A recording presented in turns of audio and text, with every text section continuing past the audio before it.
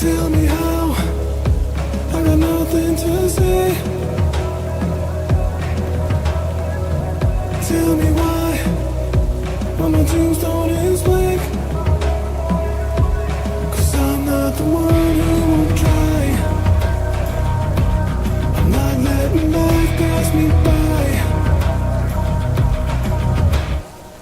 And tell me when the days are less gray. And tell me where is the road to less pain. How many days before I decay? It's getting so hard to get by. Where are all my trophies in life? And he hated the way he was dying, but the moment he turned on the light, he became what he dreamt of at night when he was young and hungry for life. Set to sail to a place I can't say. Live a life worthy of chase. The time is today. New blood in my veins. I won't be the joker in life, playing the part I don't like. And he hated the way he was dying, but the moment he turned on the light, he became what he dreamt of at night when he was young and hungry for life. And he hated the way he was dying, but the moment he turned on the light, he became what he dreamt of at night when he was young and hungry for life. Yeah.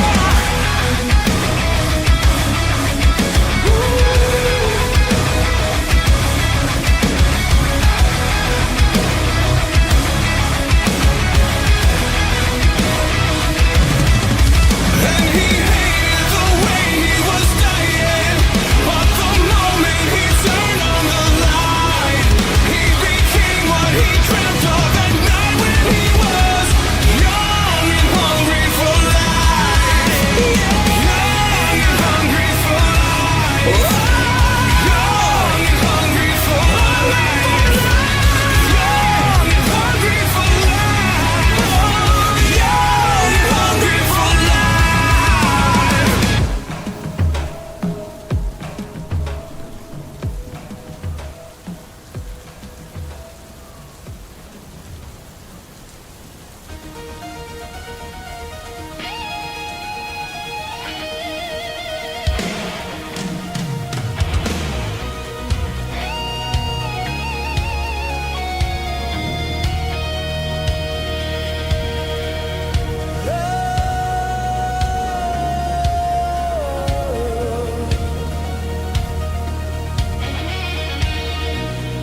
This is the night for my final ride. Heaven and hell side by side. The raging wind cuts like a blade. These roads will ride my fate.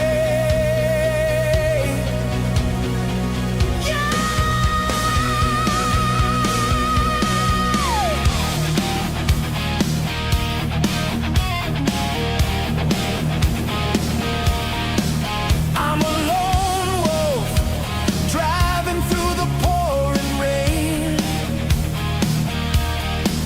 I'm on the road to escape the pain. The traffic's rushing by. My memories won't die. No matter which way I choose, I have nothing to lose. Oh, tonight I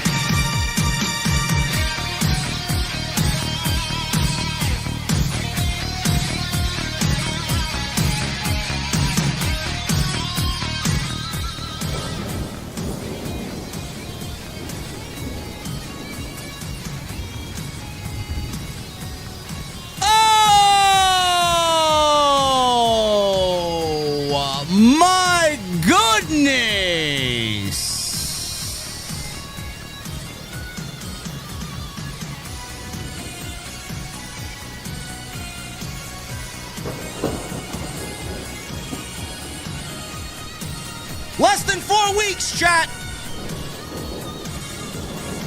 Less than 4 weeks, 26 days to be exact. And we'll be at WrestleMania.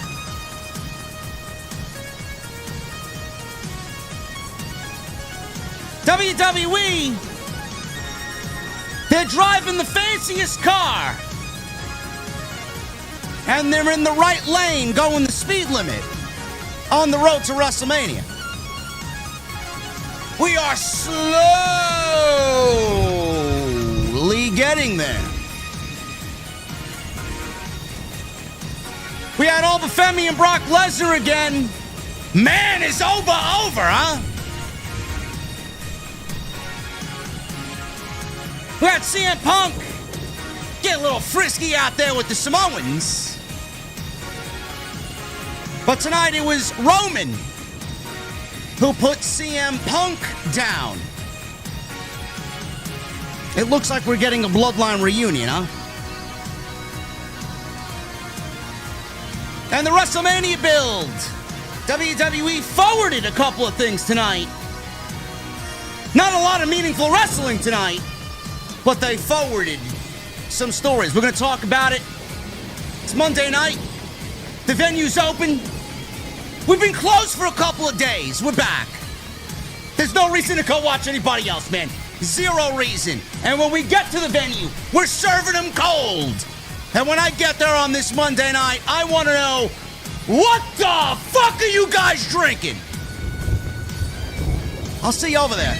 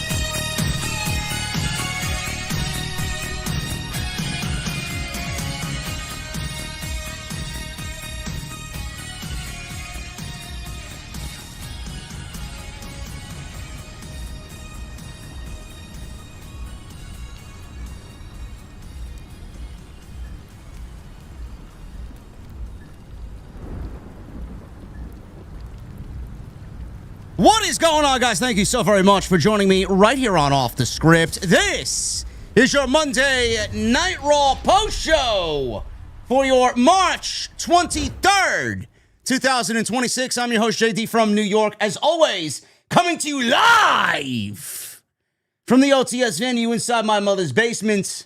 Thank you guys so very much for joining us on this Monday evening, wherever you may be.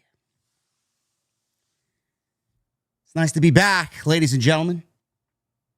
Nice to be back. I missed Friday Night SmackDown. I had some family dinner to attend, and Saturday I did not get anything done because I had to go to House of Glory on Saturday night, where we had our Super Clash, the Super Clash in Brentwood on Long Island. Really fun show out there as we now get ready for Las Vegas, which we will talk about in a little bit. But there was no Friday Night SmackDown stream. I did catch up with the most important things on Friday Night SmackDown, which wasn't really a lot. But I'm happy to be back live with you guys. Hopefully no internet outages. Last week I was live on Monday, and as we got to the end of the stream, right before the Super Chats, the whole neighborhood here was blacked out. We lost power. There was a wind and rainstorm. I was out for about a half an hour. None of that's going to happen tonight. We are very much live. We are very much locked in, and we're going to do this thing better than anybody. And I want to thank you guys for joining me here on this Monday night. Monday Night Raw, man. You're not the greatest show tonight. Man, this road to WrestleMania is really slow. It's really slow. There's 26 days. 26 days to go until WWE descends upon Las Vegas. They are very much in the right lane, going 5 miles under the speed limit. They're driving the dark horse, and they're very much going 5 miles under the speed limit. And everybody in the left lane's looking at them like, what the fuck? Bro, you got this fucking beautiful car, man. Put some fucking oomph into it, huh? Little pressure on the gas pedal and get into that left lane and just start making things happen, you know? WWE is not there yet. I don't know what they're waiting for. They've given us a moment here and a moment there and a big match announcement here and a big match announcement there. But man, it is very, very methodical and very slow-paced with the way that they're handling this WrestleMania season. 26 days to go, man. This entire card should be fleshed out. People should know what they're doing. And stories should be hitting their climax, honestly. Not to say that tonight was a bad show. It was an okay show. It's not something I'm going to tell you guys that if you missed it, you got to go back and watch it. This is one of those shows that you could easily just watch the highlights and get everything you need to know. That was Monday Night Raw tonight in a nutshell. They bookend the show. They opened the show and ended the show with the two biggest things on Monday night right now. That's Oba Femi and Brock Lesnar, CM Punk and Roman Reigns with the Usos, and this feeling that we are just headed for another bloodline reunion.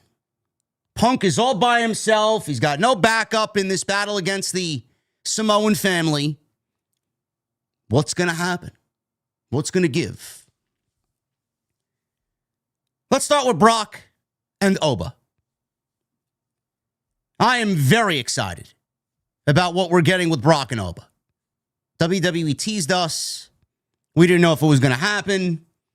Rumors were circulating that Oba Femi's not going to wrestle Brock Lesnar.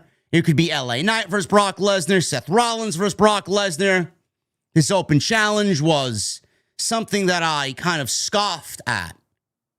I feel like open challenges are done way too much. I think they're lazy. And it also signaled that WWE clearly didn't know what the fuck they wanted to do with Brock Lesnar, so the open challenge would buy them some time until they make their decision on what they want Brock Lesnar to do at WrestleMania. I'm glad all that I mentioned, did not happen. They ended the open challenge with a month to go. They gave you the match that everybody wanted, Oba versus Brock Lesnar. And they gave you a great moment. I watched that fucking clip back last week at least a dozen times just to hear Michael Cole's reaction, man. Fucking great call. That was the call of the year so far. Michael Cole and Corey Graves, the way that they handled that. Last week's moment made Oba into a instant star. This week, it was Brock Lesnar and Paul Heyman coming on out and expressing their case.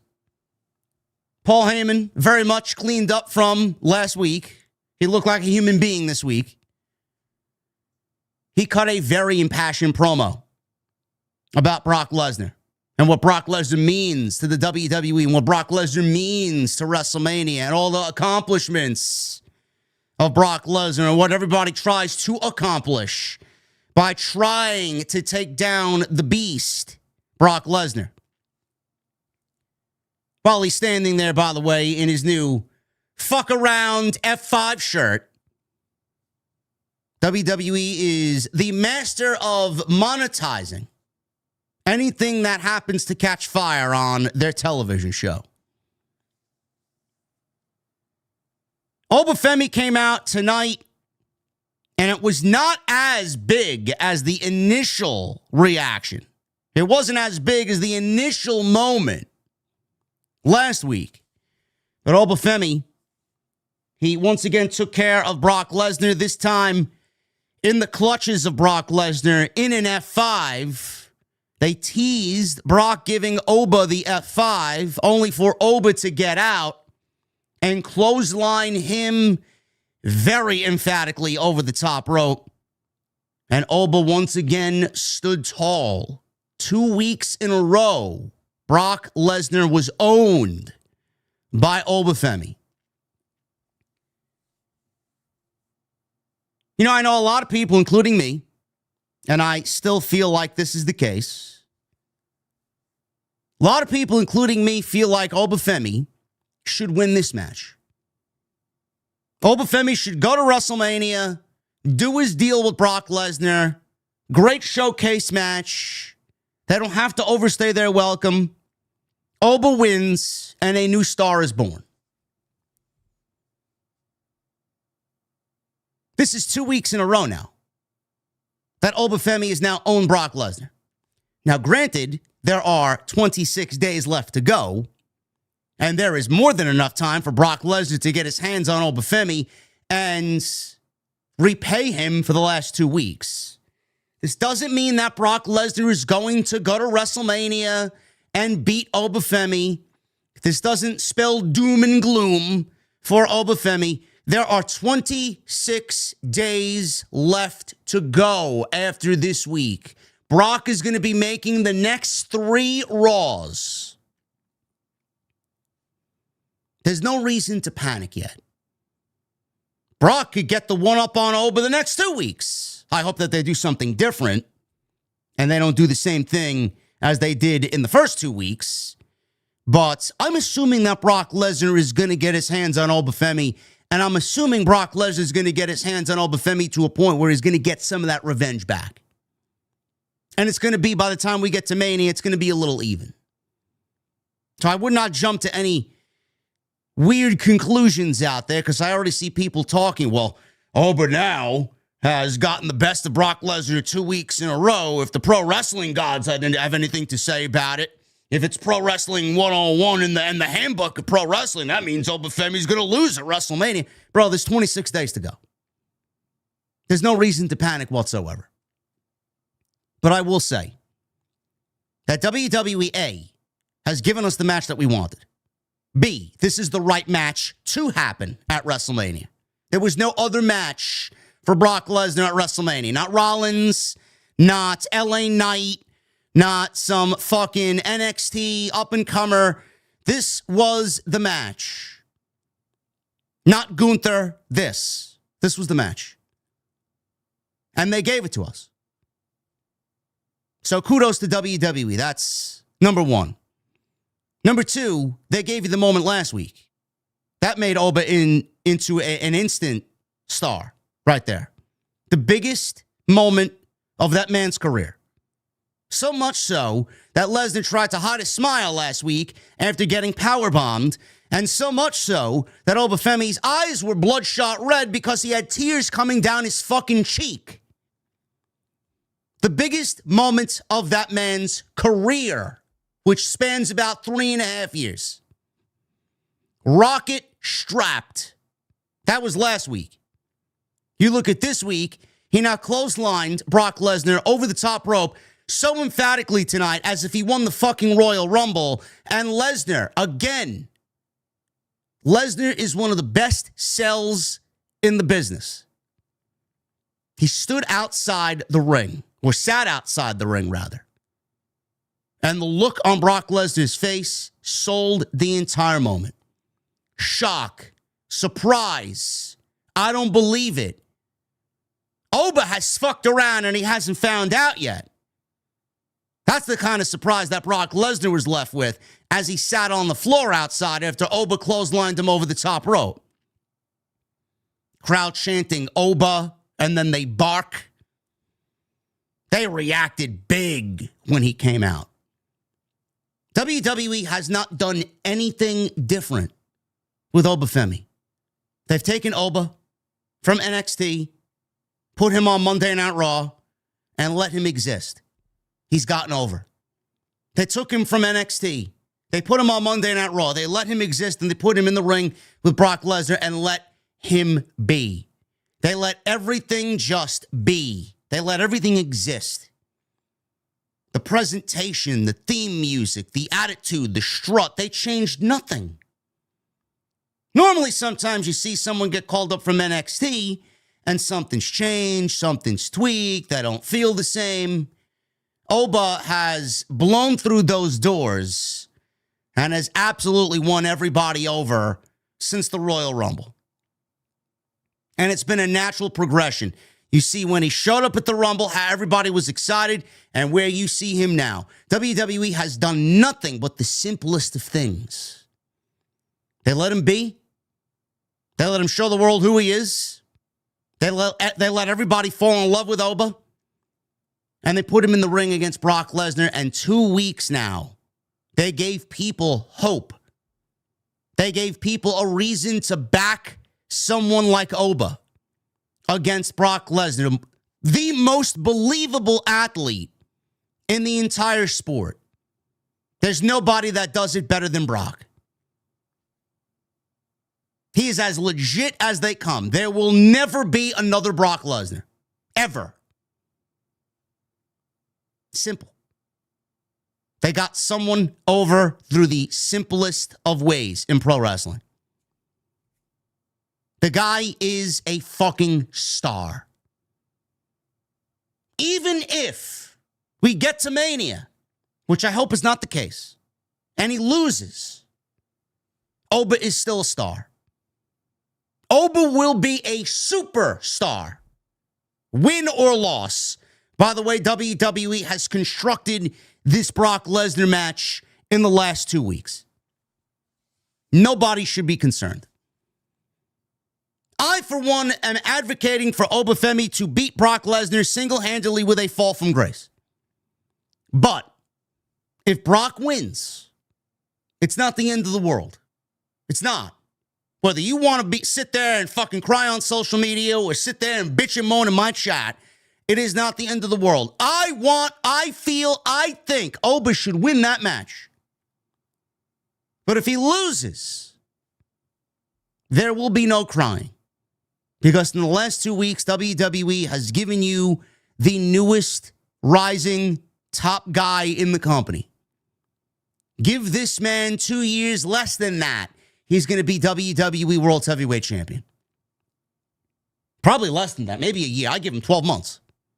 12 months. By the time we get to Mania next year, he may already be WWE World Heavyweight Champion. They've done nothing wrong so far. They've booked him absolutely perfect. And a loss to Brock Lesnar probably solidifies Oba getting his win back at SummerSlam in Minneapolis. I know everybody's been advocating for all the people on social media that have said Oba needs to win. There is a very vocal group of people that feel Lesnar should win because where does Oba go if he beats Brock? I understand that level of argument. I do. I know why Brock would win. If Brock does win, I know exactly what they're planning for SummerSlam. Oba's got to get his win back. WWE is going to make a lot of money off this match. This is the one match outside Punk and Roman that feels like it's a WrestleMania match. This is a larger-than-life type of match. This match gives that old-school Vince McMahon larger-than-life feel. Two gargantuans going at it. Two giants going at it at the Showcase of the Immortals. If WWE wants to run it back, I don't think anybody's really going to fucking complain. So why would you complain if Oba Femi eventually loses this match to Brock Lesnar at WrestleMania? You should know, just by what you've watched through the years, what they're trying to portray. They've done everything right so far. I think Oba and Brock has been booked perfectly up until this point. CM Punk and Roman Reigns. I won't spend too much time on this because I want to save it for the end when we get to the actual segment just to set you guys up. I don't know where they're going with this. I don't know what the game plan is here. But right now, it's 3-on-1. It is Jimmy, it is Jay, it is Roman. That is OG Bloodline before Solo Sikoa. It is the OG Bloodline against CM Punk, who has no friends, who has no backup, and has absolutely nobody in his corner to battle the Bloodline. He's a lone wolf out there. CM Punk may be Baron Corbin. I thought the segment tonight was a lot better than what they did last week. I felt like last week they just showed up and they did not know where they wanted to go. Felt like everything was half-assed. I felt like everything was just kind of ad-libbed. The cheap shots did not hit.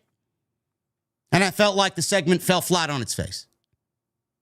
Tonight, Punk came out and expressed why he was not bothered by the old man comment by Roman Reigns last week. And he explained why he's proud to be old.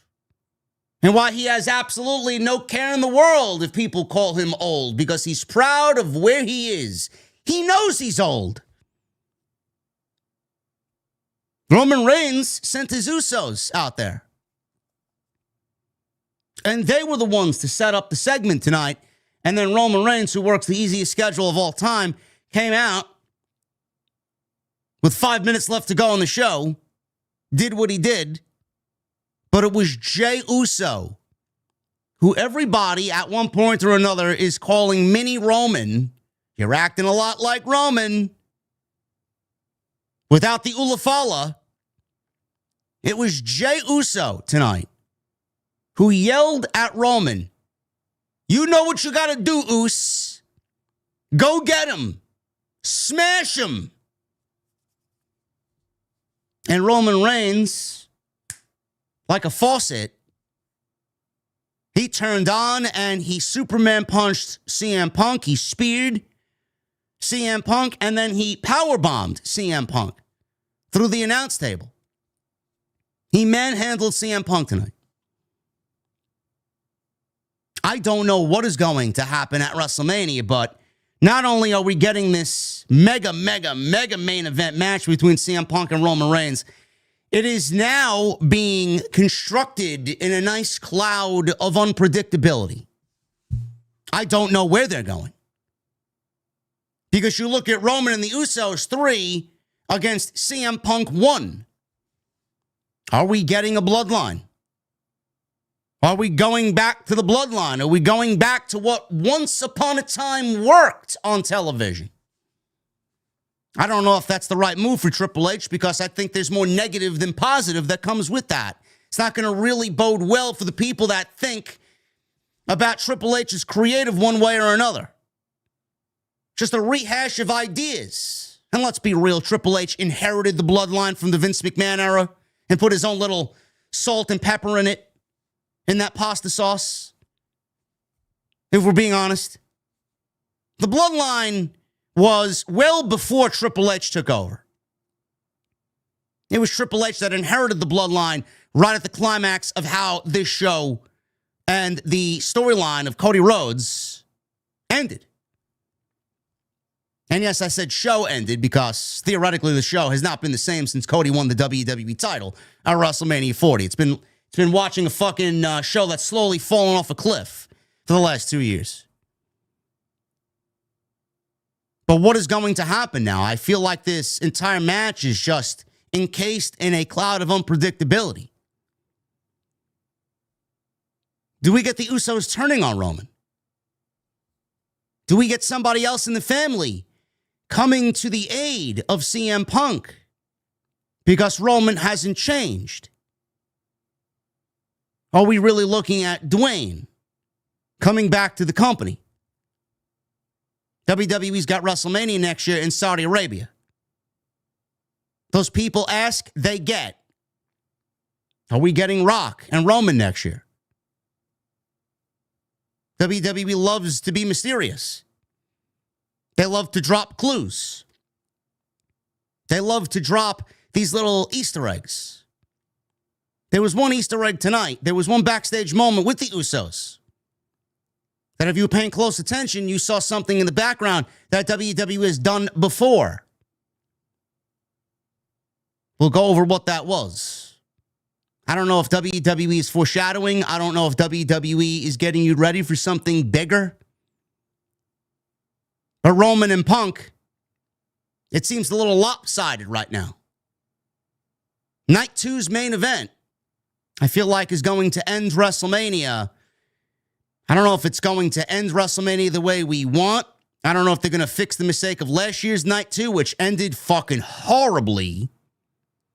But WWE may be positioning itself to close WrestleMania this year the complete opposite the way that they did last year's Mania in Las Vegas. I hope that's the case. We'll talk about the rest of the show, which I said there was not a lot of meaningful pro wrestling on tonight's show, but they did forward some storylines. Stephanie Vaquer and Liv Morgan, Finn Balor and Dominik Mysterio, the women's tag team title situation. We're going to go over it all right here on Off the Script. It is your Monday, March 23rd, 2026.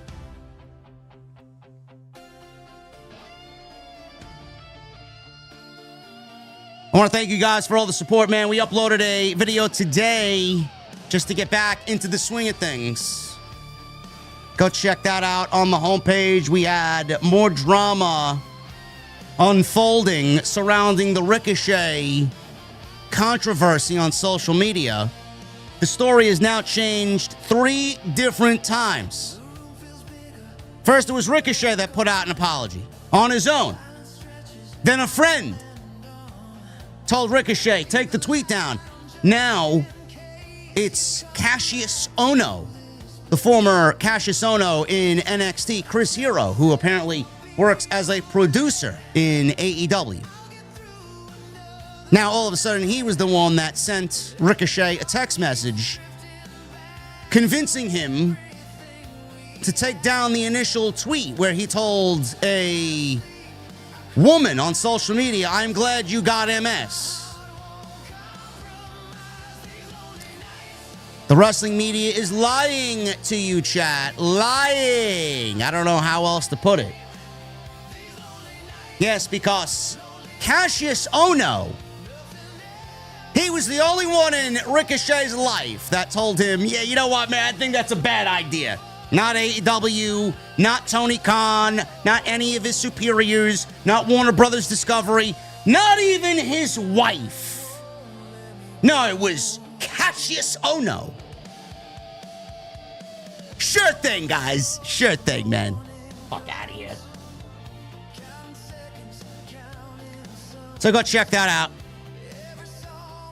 Thank you to all the kind people that approached me at the House of Glory show in Brentwood on Long Island. Fun night on Saturday night. You guys make my day when you come up to me and tell me how great of a job we're doing here on the podcast. And man, oh man, there were so many comments about the job that Jonathan Coachman and I did on last Tuesday's 2 Count. Nearing 20,000 views and over 2,000 likes. We hit over 2,000 likes on the 2 Count debut last week. And boy, oh boy, the notes that we put together for tomorrow's show, man, it is going to be a fucking banger. There are a lot of hot button topics tomorrow, man. A lot of them. And Ricochet is one of them. So Coach and I will be back again tomorrow live, 11:30 a.m. Eastern, on the Coach's YouTube channel, Behind the Turnbuckle. I will be linking you guys the direct video a few hours before we go live, man. So strap yourselves in, get a drink, whatever you guys like to drink in the morning, man. I prefer a nice vanilla latte. Homemade. It's going to be a good one, man. Thank you for all the kind words, man. We feel like this show is going to do incredibly well, and we're incredibly proud of what we're doing. Tomorrow night, the Solid Monster and I will be live to go over all of your pro wrestling news the way we do it, better than anybody. TNT episode 140 tomorrow night, 8:30 p.m. Make sure you guys are strapped in for that. In the morning, you have your morning beverages. At night with us, you have your ice-cold adult beverages. I got Tuesday covered. Just call me Mr. Tuesday. Hit that thumbs up here on this channel, on this stream. Let's try for 1,000 likes. Super chats are open. Get them on in. The best way to support the show is through the super chats. Hit that subscribe button down below. Turn on the bell for notifications. We just hit 175,000 subscribers, so thank you guys for that. And on the audio side of things, thank you guys very much. Continue to support over there. Leave a rating. Leave a comment. All helps us out. And tonight we're sponsored by my great friends over at Mars Men. Go to mengotomars.com. 50% off and 3 free gifts courtesy of the podcast. We'll go over them a little bit later on in tonight's show. So thank you to them for sponsoring the podcast right here on Off the Script. Start at the top here. Monday night, we start with Brock Lesnar. WWE knew exactly how to start the show this week because they started with the hottest thing that came off of last week's show, and that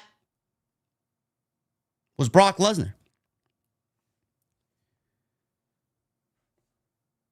Heyman's out there with Lesnar. He wore his new FA-F5 shirt, which I explained to you guys earlier.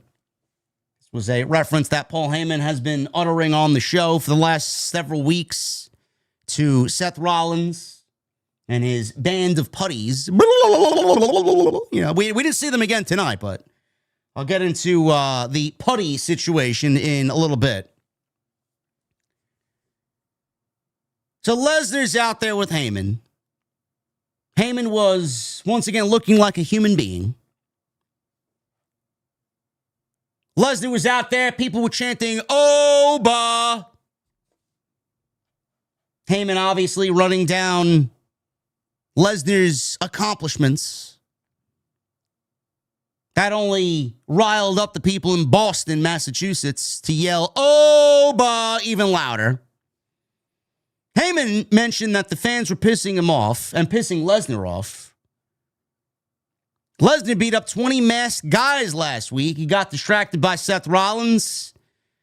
And only then did Oba Femi, who Paul Heyman called overhyped, take advantage. Heyman says we've heard this narrative so many times before in the past. This new opponent of Lesnar would be the next big thing in pro wrestling, the Conqueror's Conqueror.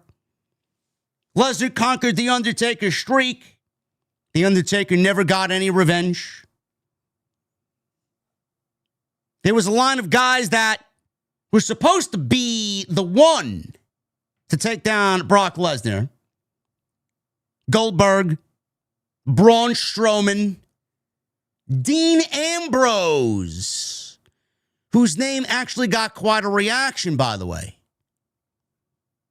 Dean Ambrose, now Jon Moxley, the leader of the Death Riders in AEW.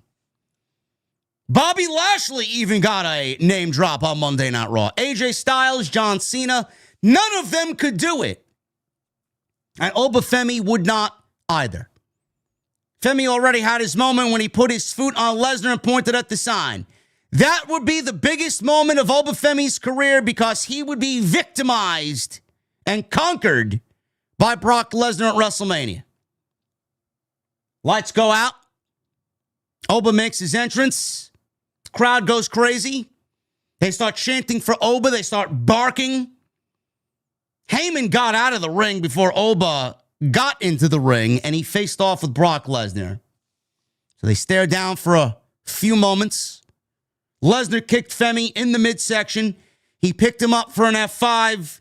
Femi slipped out, clotheslined Lesnar emphatically over the top rope, and he goes over the top rope to the outside against the barricade.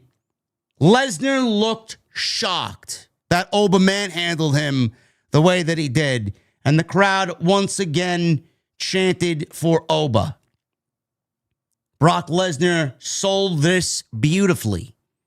The clothesline over the top rope, the emphatic bump on the outside, sitting against the barricade, looking up at Oba, shocked that he didn't know exactly what Oba was capable of. And then Lesnar gets up. Lesnar yelled, "You ain't that lucky, boy." And he smiled as Oba is staring him down from inside the ring, and Lesnar's backing himself up with Paul Heyman outside the ring up the aisleway. I won't spend too much time on this, being that I opened the show here tonight with this topic, but I think that WWE from last week into this week have booked this match and this program between Lesnar and Oba Femi as perfect as you could book Brock Lesnar and Oba Femi. And again, I need to stress this to everybody because I know there'll be a couple of people that are going to be, well, now this means Lesnar's going to win at WrestleMania. Guys, there's 26 days before WrestleMania. 26. That's 3 Raws that Lesnar will be a part of. 2 or 3. I'm not sure which one. I know he'll be there next week. They have already announced him. I think he'll be there the week after that. I think he's making every Raw until WrestleMania. He'll be on that go-home show for sure. There's more than enough. More than enough time for Lesnar to get his revenge. I don't know what they got planned. They did 2 great spots. Fall from Grace and then the clothesline over the top rope tonight. Fall from Grace was last week. And that great call by Michael Cole as he yelled, "Holy shit," on commentary. I know a lot of people are not very excited about Brock Lesnar being back on television. You got your woke mob out there looking to turn the other way, but will smile and put him in fake reaction clips on social media just because they know it will get engagement. You know who the victims are there, or the guilty parties are there. Regardless, nobody seems to give a shit now, huh? Nobody cares because Lesnar's in the ring with somebody that he should be in the ring with. One of those big money-making dream match scenarios with Oba Femi. They've booked this perfectly. You don't really hear Brock Lesnar being berated by the online mob anymore lately, huh? Well, what does Brock Lesnar have to offer WWE? What is Brock Lesnar going to do on WWE television? Nobody wants to see Brock Lesnar or all this other fucking absolute garbage. Just like everything else, it died down. Just like everything else, it poof, disappeared like a cloud of smoke. You don't hear one peep from anybody. Not one peep. Because this is WrestleMania. This is WrestleMania. It is very difficult to book a match that feels like WrestleMania in the current landscape. They've done everything. They've been through everybody. And they gave you this one. Enjoy it while it lasts. There aren't many of them. They've booked this perfectly. And with 26 days to go, again, I got to urge you guys to calm down. Lesnar could get the one up on Oba Femi next week. He could get the one up the week after. That doesn't mean Oba's buried. With these 2 situations in the last 2 weeks, he's already a made man. He's already a made man. All they needed was the visual. They needed him putting Brock down. That's why Michael Cole's call was so over the top. Because it sold the moment. I feel like Oba should win. But if he doesn't, I'm not going to sit here and fucking bitch and complain and moan. I know what they're going for. They'll run it back in Minneapolis. Oba will get the win there. It prolongs the program. It gets them from stage 1 into stage 2, and then Oba can fully put that rocket pack on, turn on the jets, and then off to the fucking skies he goes. It's not the end of the world. He's already made man by what they've done in the last 2 weeks. If he loses and gives us a great performance at WrestleMania, in no way, shape, or form should people be worried about Oba Femi's star power. WWE's already told you by doing the bare minimum what they think about Oba Femi. The reason he's in this match to begin with should be all the answer that you need as to what WWE thinks of Oba Femi. Excellent segment.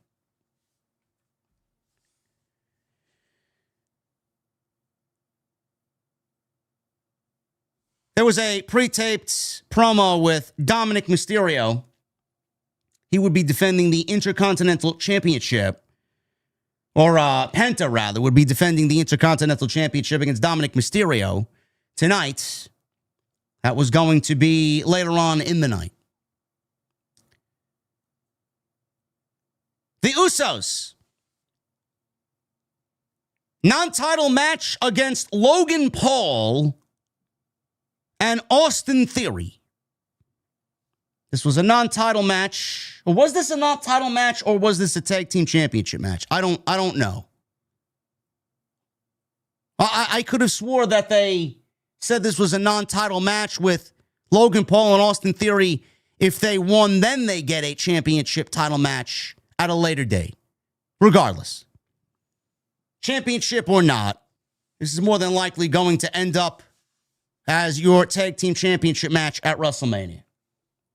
This was non-title. Chat says non-title. Thank you, chat. Non-title match. If the Vision win, then they get a tag team title match, presumably at WrestleMania.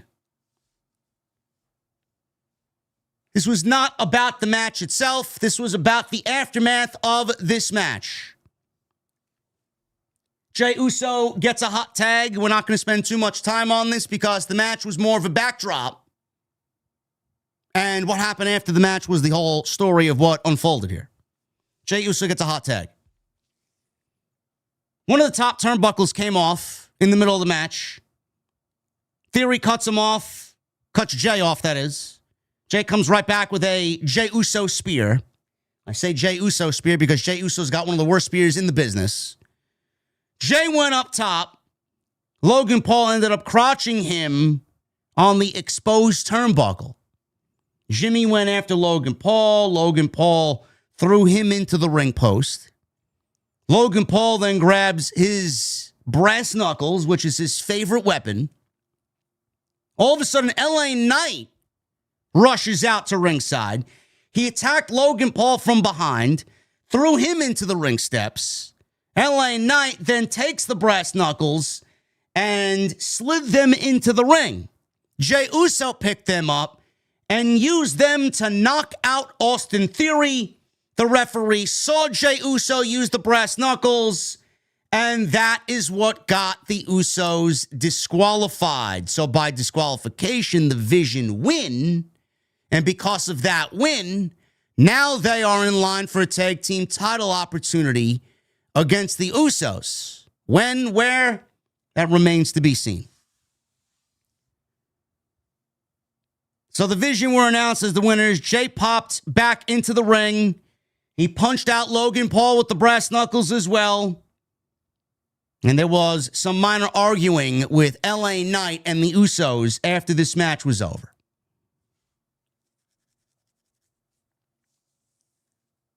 I don't really care about any of this. Everybody's probably wondering what LA Knight's doing at WrestleMania. I have no fucking clue. LA Knight might actually be the only one that could be in the corner of CM Punk by the time WrestleMania comes.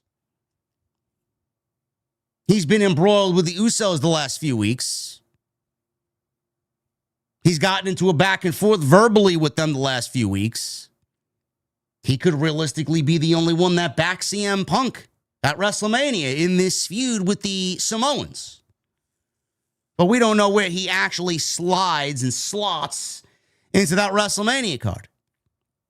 He might not have a WrestleMania match at all. I have no idea. Could be a six-man tag. Maybe the Vision adds a new member by that time. Again, I don't know. Not going to lose sleep over LA Knight not making the WrestleMania card. So we got this match. The opening match started around 8:25. By the time this was all wrapped up and over with, we had 20 minutes left to go till 9 o'clock. There was an 8-minute match here, and we got 8 minutes of pro wrestling in the first 40 minutes of this show.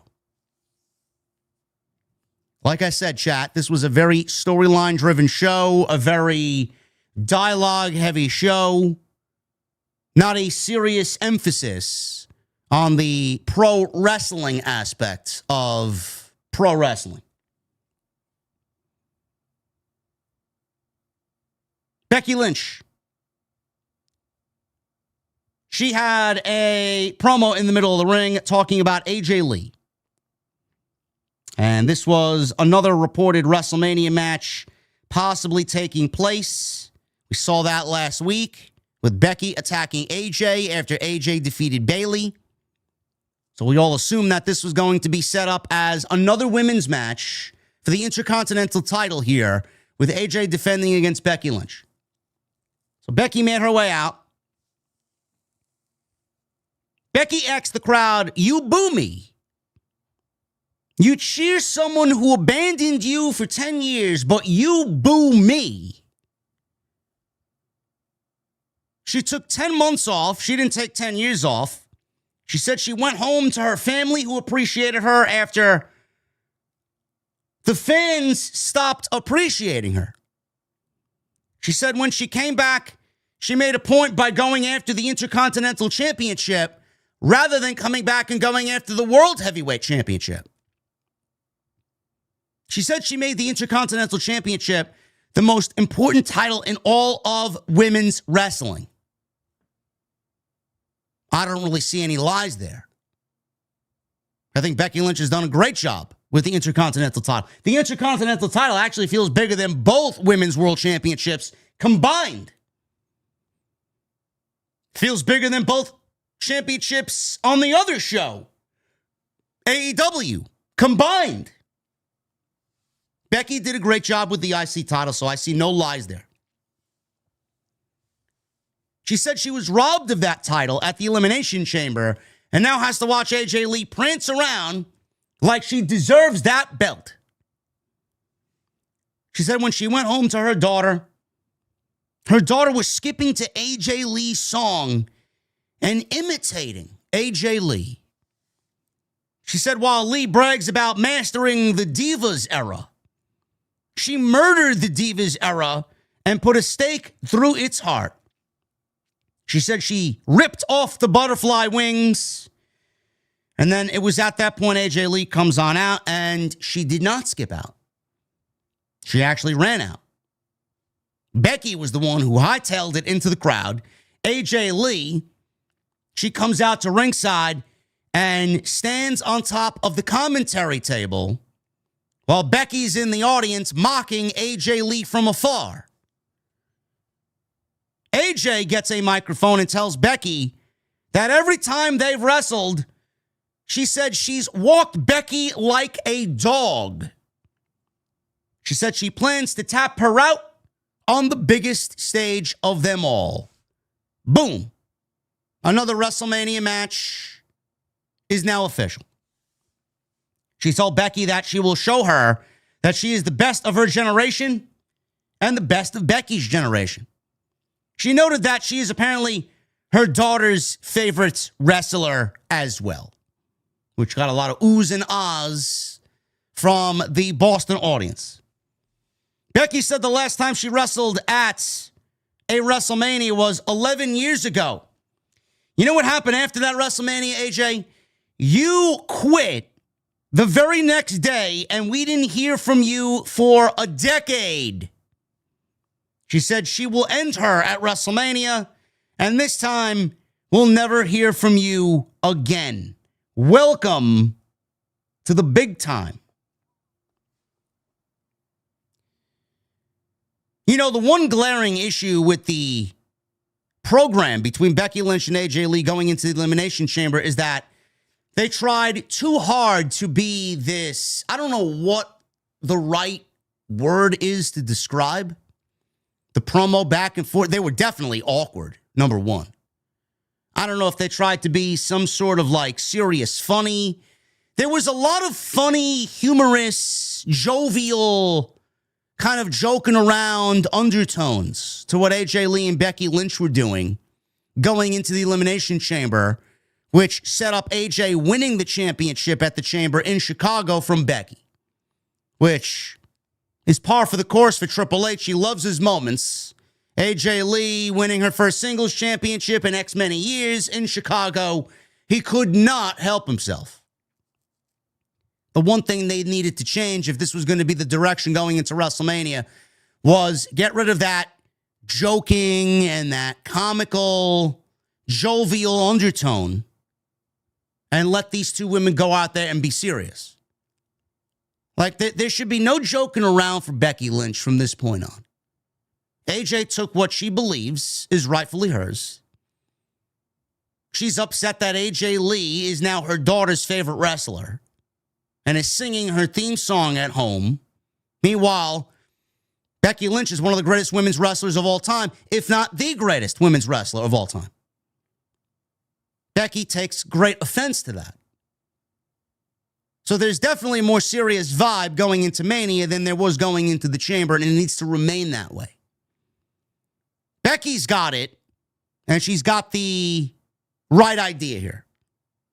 It's AJ Lee that I'm slightly kind of, I'm not bothered by it per se. I'm just a little like kind of head scratching myself over AJ Lee's delivery. AJ Lee needs to get angry. AJ Lee's got this kind of snarky type of tone that she takes when she speaks to Becky Lynch. Like, she needs to get angry. I want to see AJ drop a fucking pipe bomb on Becky Lynch. Seriously. None of this snarky, kind of like, you know, sarcastic kind of vibe that she's got going on. Smarmy type of vibe. We need AJ Lee to get fucking angry at Becky Lynch. So I like where they're going here as opposed to what we got going into the Chamber. There's still 26 days left to go. And I figured, you all figured that this was going to be the WrestleMania match. But they wrestled pretty decently at the Elimination Chamber. AJ actually looked better against Bayley than she did Becky at the Chamber. AJ's starting to find her groove. We all knew AJ was going to come back and be at WrestleMania. They're setting her up for this match. It's a big-time match. It's a WrestleMania match. What happens with the outcome? Does Becky take the championship, which I don't really think she needs, or does AJ retain the championship and we get some sort of Jessica Carr type of conspiracy going on? Or does AJ Lee go away for 3 or 4 months, reemerge at SummerSlam in Minneapolis, feud with somebody else, and Becky holds the Intercontinental Championship going into the spring and summer months? I don't know. I don't think Becky needs the IC title. I think Becky needs to get back into the World Championship title picture. It's been long enough. It's been very long since we've seen Becky. And I think that she's operating with some of her best heel work.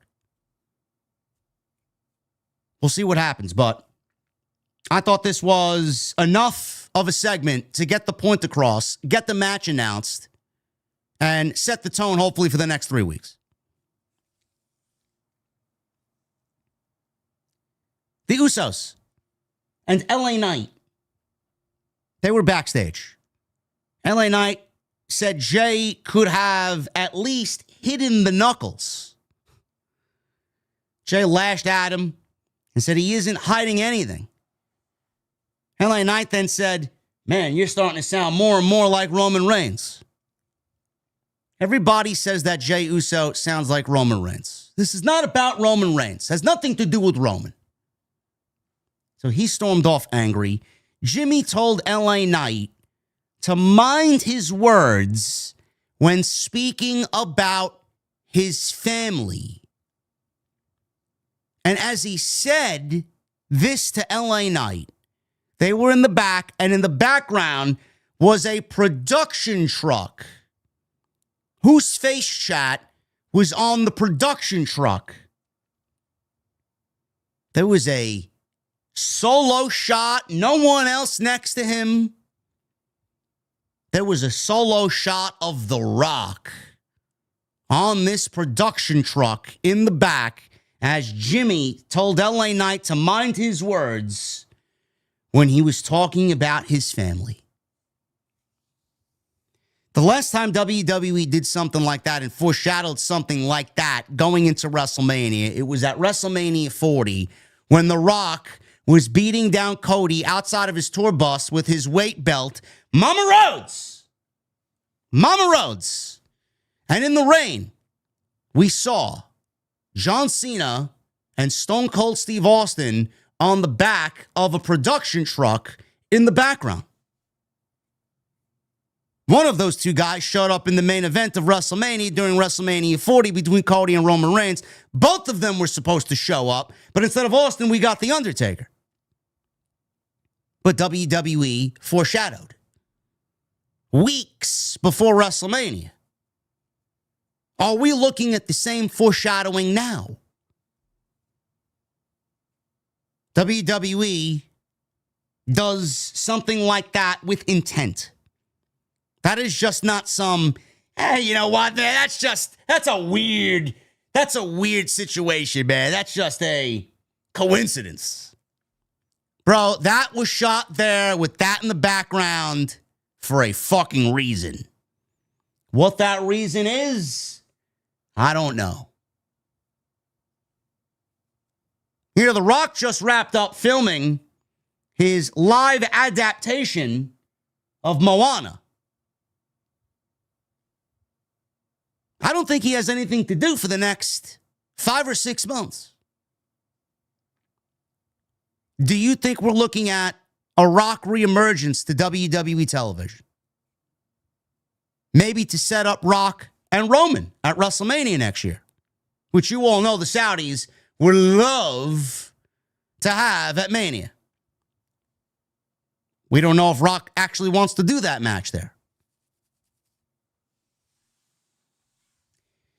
We will certainly find out, but like I said, this was done with purpose. This was done with that shot intentionally. What the intent actually is, that remains to be seen.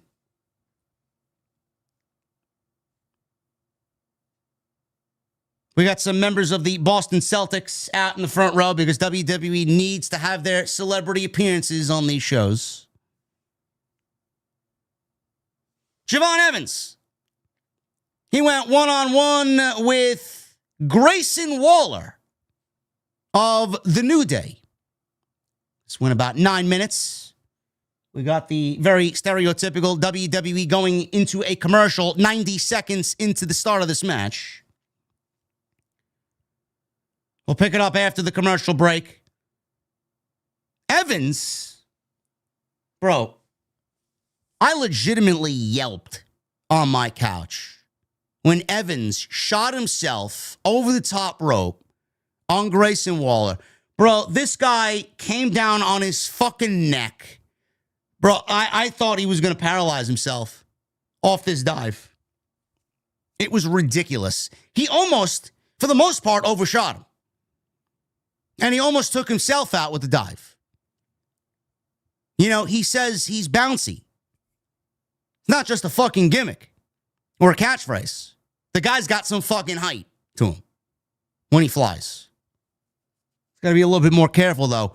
His young, up-and-coming career could come to an end very quickly if he makes one wrong mistake. So Waller was in control after the break here. Evans comes back with a German suplex, a big knee strike. Waller then took him off the top rope with, I don't know what the fuck this was. It almost looked like an unprettier to me. He dropped Evans right on his dropped him right on his head. Waller now goes up top. Evans, he's up there. Off the top rope with a super Hurricane Rana, or like the old schoolers, a super Frankensteiner. Evans then followed up with a OG cutter. Kofi Kingston was laughing at Grayson Waller's demise as Waller throughout the match was asking Kofi to help him. And Kofi did not help Grayson Waller because he wanted him to win. And Kofi explained, like, I didn't want to help you and get caught cheating. I wanted you to win. Yes, thanks, Kofi. Really appreciate your help. After the match, Kingston told Waller he didn't want to get involved, like I said, because he would rather Waller try and get the win on his own instead of getting caught and getting disqualified. It doesn't look like Javon Evans will be on the WrestleMania card. Andre the Giant Memorial Battle Royal it is. Paul Heyman.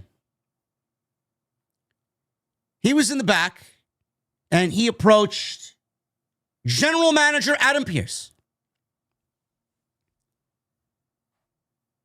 Adam Pearce is about to go into his office, and Paul Heyman stops him and says, I want you to book a rematch between the Usos, Logan Paul, and Austin Theory next week for the WWE Tag Team titles at Madison Square Garden in a New York City street fight.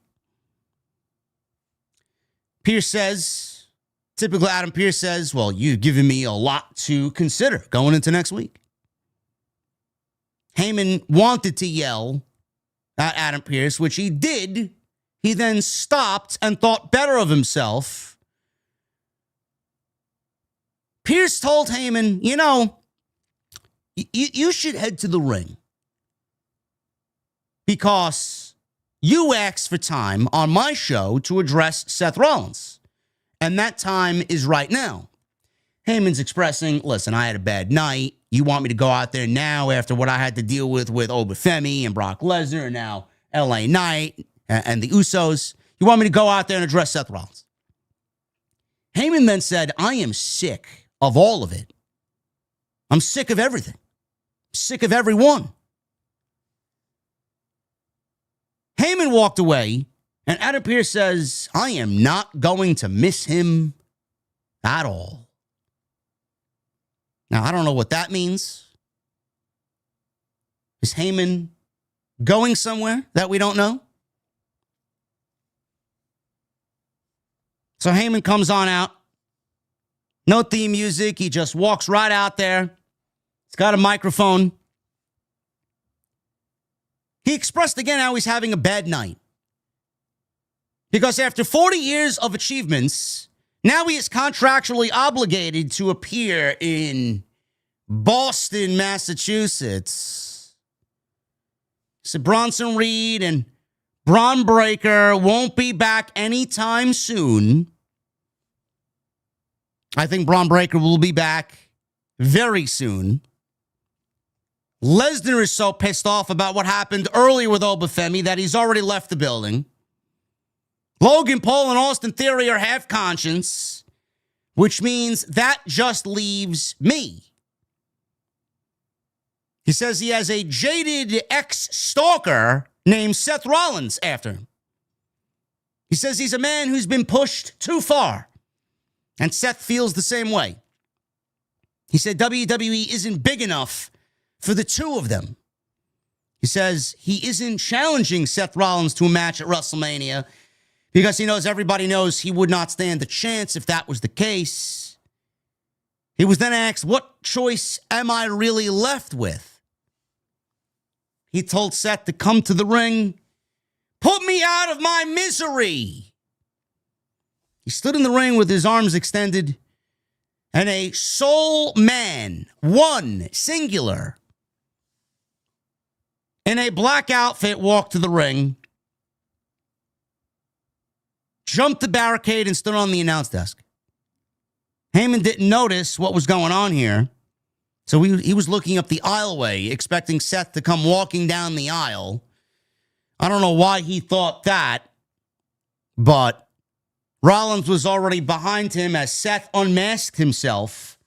Now, why does he need to wear a mask if he's all by himself? I thought the masked man gimmick was when he wanted to reappear amongst his sea of masked men. You know, because he's got all the putties dancing around. Kind of confused why he came out wearing a mask when he was the only one out there and not flanked by 20 other guys.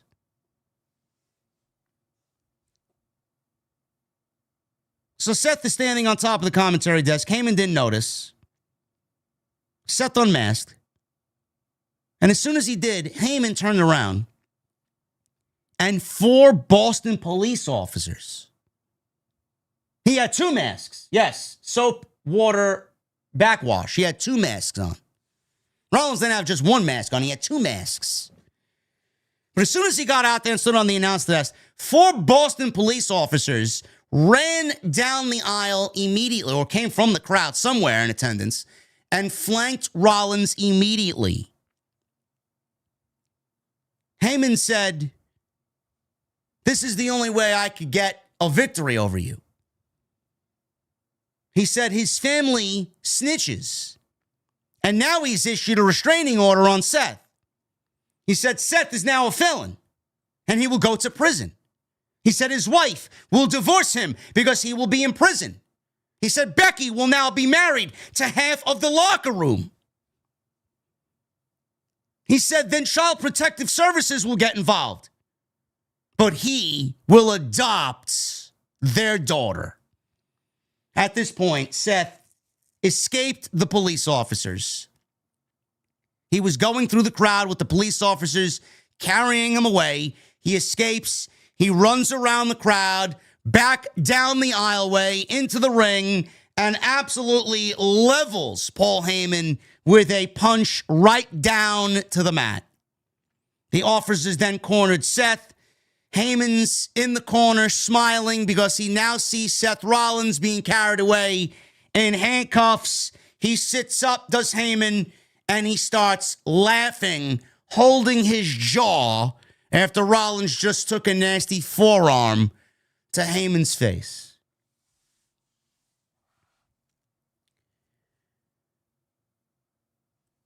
You know, all those years ago, so many years ago, man, I wish we could go back to yesteryear, huh? You know, when Mike Tyson and Stone Cold Steve Austin got into a shoving match and all hell broke loose right before WrestleMania 14, they took Austin away in handcuffs. And he had a smile on his face from ear to ear. Crowd went absolutely bonkers.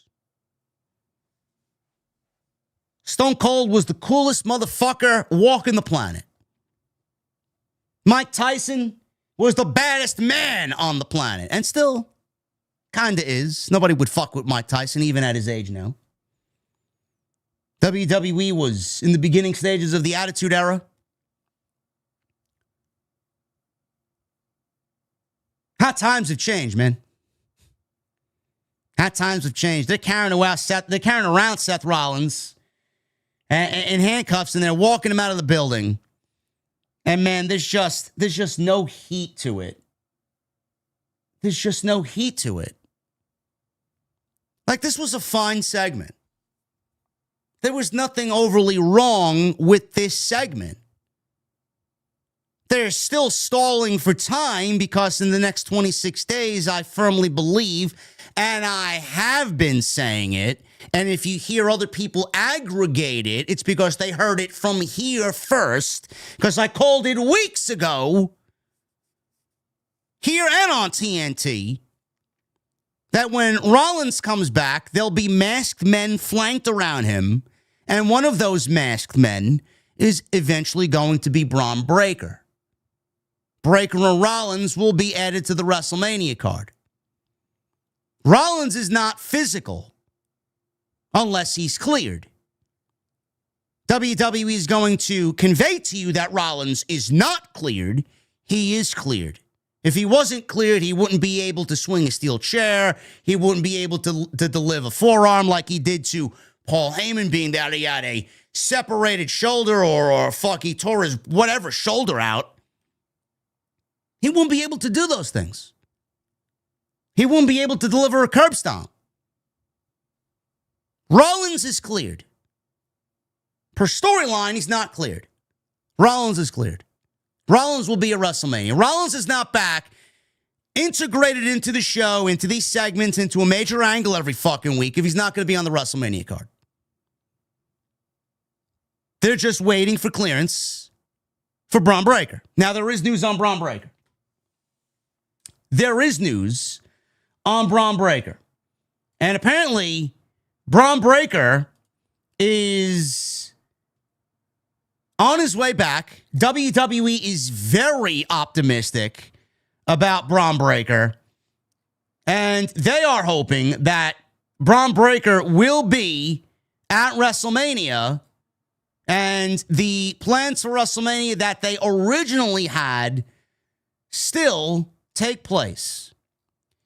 So with Breaker, this was originally reported by WrestleVotes, and they said that a source at WWE television last week expressed a sense of optimism about Breaker's timeline, suggesting his return before WrestleMania 42. They feel it's a genuine possibility. The report noted that WWE has a plan ready for Breaker should he be cleared in time for the event, indicating the company has not written him out of their WrestleMania 42 booking plans entirely, despite the injury keeping him off television for this small stretch of time. This was forwarded up by PW Insider, and they are also claiming that Rollins and Breaker is still on the card, planned tentatively for WrestleMania. So that is the going plan right now, according to both WrestleVotes and PW Insider.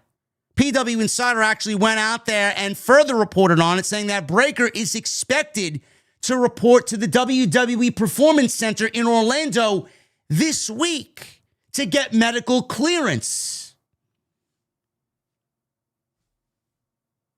It's happening. And it needs to happen because there's no other plan for Rollins outside of Braun Breaker. So I'm excited for that, and that's great because that could have been so much worse than what it really was. And I'm glad that Rollins is back and he's still eventually going to get his WrestleMania plan. This is the second set of plans. This is not the original plan for Rollins. If Rollins didn't get hurt, he would absolutely be in the night one main event with Roman Reigns. And Cody would be getting CM Punk. So this is the second set of plans for Seth Rollins. They've always included Braun Breaker. And Rollins and Breaker may actually be taking place at this year's WrestleMania. Again, I thought this was a fine segment. It just, these arrest angles, they don't really hit the same. They don't. Paul Heyman, though, I will say, was a little visceral in his promo towards Seth Rollins, as he thought Rollins was being taken away by the police in handcuffs.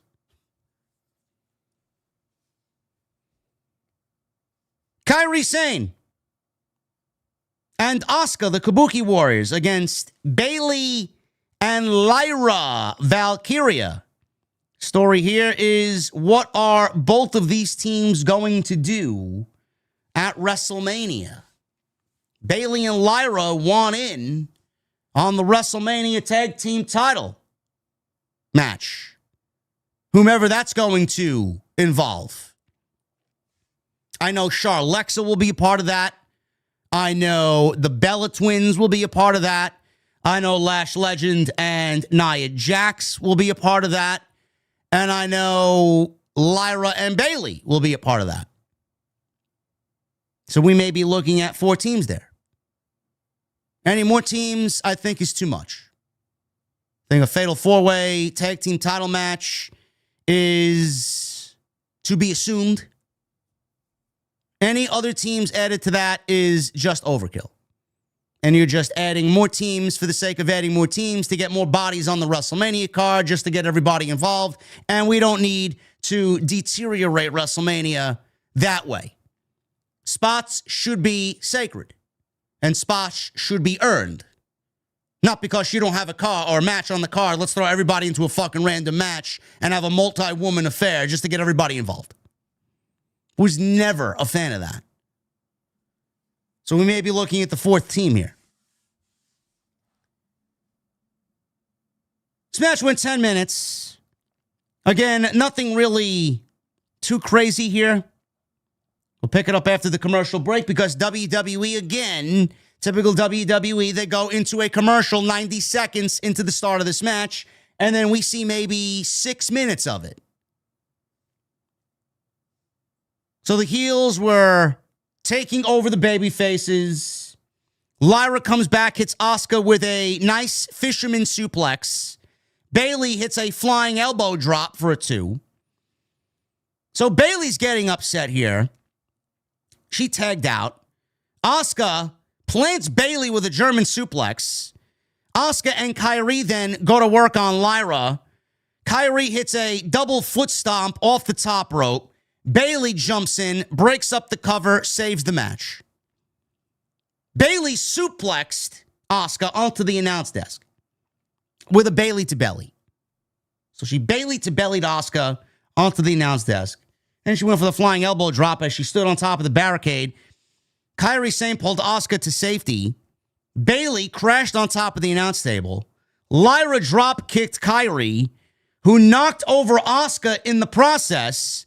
Lyra then hit Kairi with the Nightwing and got the victory. 1, 2, 3. So Bayley and Lyra get a W. They're still hoping for a WrestleMania match. They called out Lash and Nia after the match was over and said, you have our names in your mouth and you got a problem. So we want next, and we want a shot at the Tag Team Championships next week at Madison Square Garden. Bayley called it the most famous arena in the world, which is factual information, but the crowd in Boston booed because anything New York, they don't like. So then she tried to get the crowd back on their side. We're going after the tag team titles, and we're going to beat Nia and Lash. Cheer for that.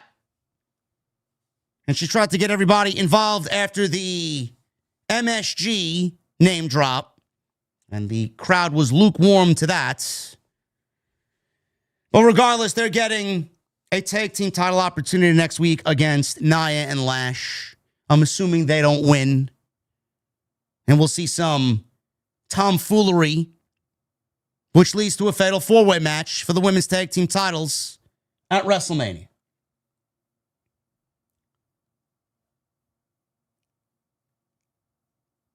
I show speed. Who? I don't know. One of these government fucking plants who's got like 1.8 million fucking paid Twitch subscribers or something like that. I don't fucking know. So I show speed met Penta backstage and wanted to know how to do the Penta dance or the Penta walk. So Penta showed him how to strut like him. All of a sudden, Dragon Lee came in, and I Show Speed says, "You're a dragon? What's your name? Dragon Lee, you're a dragon." So I Show Speed shook hands with Penta and Dragon Lee before he left. Dragon Lee comes on in, and Penta and Dragon Lee were talking about their great match from last week. And Penta offered Dragon Lee a rematch anytime he wants it for the IC title. Hey, I'd be down to see it again. Had a great match last week. They had an NXT Origins segment where they are highlighting some of their old NXT alum that are currently on the main roster right now. This week was Tiffany Stratton. So they had a introduction vignette to Tiffany Stratton speaking about her time down there and her growth from a gymnast into a WWE superstar, where her character is me, but an over-the-top version of me. She said NXT taught her everything from the ground up, and she developed into this big, beautiful WWE superstar. And winning the NXT Women's Championship was the first sign of an accomplishment in WWE that took her to the next level. I like these introductory vignettes that WWE is doing because I feel like Stand and Deliver is, and the reason why WWE is doing this, in my opinion, is because Stand and Deliver is going to be the door closing on several NXT talent to get their call up to the main roster. And I think they're doing this because Stand and Deliver is not only their biggest show of the year, but it also is chapter for some closing and chapter for some beginning. So I feel like there's going to be a lot of call-ups, namely JC Jane. I could see all of Fatal Influence get called up. Genuinely. Or at least JC and Fallon I could see getting called up. Or maybe it's just JC Jane. And they keep Fatal Influence down there, and then they find a new third member and give Fallon Henley the leader of Fatal Influence. I could see Ricky Saints getting called up. Ethan Page is absolutely getting called up. And I could see those people getting the call up from NXT. JC Jane right now is the NXT Women's Champion. And Kendall Gray is challenging JC for the championship at Stand and Deliver. And there is absolutely no doubt about it. No doubt about it that Kendall Gray is winning the Women's Championship. I mean, that woman is fucking unreal. That'll be the best decision that they make. Give her the fucking ball and let her run with it. She's great. So I feel like JC, Ricky, and Ethan getting called up. Ethan Page is fucking great. Listen, man, I wasn't a big fan of Ethan Page when he came over. I'm like, they made this guy NXT fucking champion like 4 months into his fucking time down there. I mean, you're trying a little bit too hard there, man. You're trying a little bit too hard. I didn't look at him. I didn't see him as an NXT world champion. I felt like they did it for all the wrong reasons to be like, ha, we got this guy coming over here, man, from you, and now he's our world champion. I feel like they did it maliciously. I feel like it didn't really do him any good, but he's grown into something really, really nice down there. I could see him killing it on the main roster, killing it. So no matter where he goes, he's going to be great. He's a great heel. He's a great promo. He's just a great, character, heel character. He's got the look. Ricky Saints, he's a mixed bag. I don't think he's found his footing yet on where he wants to be, what he needs to be. I feel like he operates better as a heel. We'll see what happens. And then JC, I'm not really sold on JC even today still, but she's gotten a lot better than where I was on JC last year when she beat Stephanie. But I feel like JC, Ethan, and Ricky are no doubt about it call-ups from NXT. So I like these NXT vignettes. I think they are setting this up quite nicely. Danhausen. He walked up to IShowSpeed and asked how he can consider himself famous with only 180 human followers. IShowSpeed then said, "You mean 180 million followers?" Danhausen suggested IShowSpeed give him his password to his YouTube channel or Twitch channel, whichever it may be. And he wants a new show where they can call it IShowSpeedhausen, and they would split the profits. IShowSpeed said no. Danhausen took great offense to this and said, "You are cursed." So he cursed IShowSpeed. Now, if we come to find out in about 3 to 4 weeks that IShowSpeed is a part of a Me Too movement, or he's got some sexual allegations against him, or he got called out for something that he did, we know that Danhausen's curse is legit. I wonder what all this cursing is leading to. Is he just going to curse people every week? You would think that if he's cursing people, they'd have some sort of consequence from said curse. You are cursed! I don't know. He's going to curse someone at WrestleMania, ain't he? Maybe he curses Tom Brady.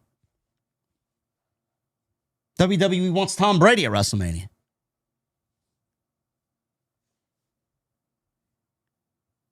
Asuka's in the back. She blamed Kyrie for their loss. Of course she did. She blames Kyrie for everything. She blamed Kyrie for not having Asuka win the Royal Rumble. She blamed Kyrie for the Elimination Chamber. She blamed Kyrie for literally everything. Asuka stormed off. Io Sky walks up to Kyrie and told her she deserves to be treated better. Asuka then yelled in the distance, Kyrie! Kyrie was holding her head down and she cried and walked away as Asuka called her. Raquel Rodriguez walked up to Io, and there is a huge size differential here between the two women. She walked up to Io and said she cost her the satisfaction of putting Stephanie Vaquer's face into the mat last week. Io then said with a smile on her face, if she had the opportunity, she would interfere all over again and do it with a smile on her face. Raquel said she should meet her in the ring next week, and she'll finish what she started with Stephanie. Io said, you're on. This gives us hope, chat. This gives us hope that after next week, Io can move on from Raquel, and we get Io and Asuka being built for a one-on-one match at WrestleMania with Kyrie Sane hanging in the balance, and Kyrie having to make that important decision of, do I stay with Asuka? Or do I look at Kyrie and say Kyrie, or Io rather, do I look at Io and say Io was right all along? Io and Asuka at WrestleMania, sign me up. Sign me up. I hope this is the direction, because they're giving us Io and Raquel next week. Nobody wants to see it at WrestleMania again, if that's the case. Io and Asuka is the way. It is the way.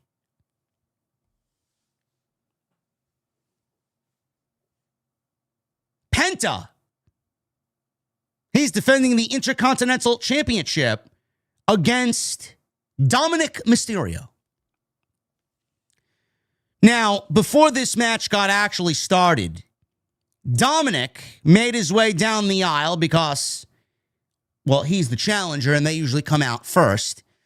Dominic and Liv Morgan came out, but Stephanie all of a sudden blindsided Liv Morgan from behind. And my God, man, did she fucking blast Liv Morgan from behind. Officials pulled Stephanie away. Morgan gets up, attacks Stephanie, and she starts ragdolling her in the aisleway. She throws her into the big LED screen right in the aisleway, man. She fucking launched her into the LED screen. Stephanie went limp for a good 5 seconds. The fight then spilled to the back. They brawled in gorilla. Liv Morgan's bouncing Stephanie's head off the fucking gorilla position walls.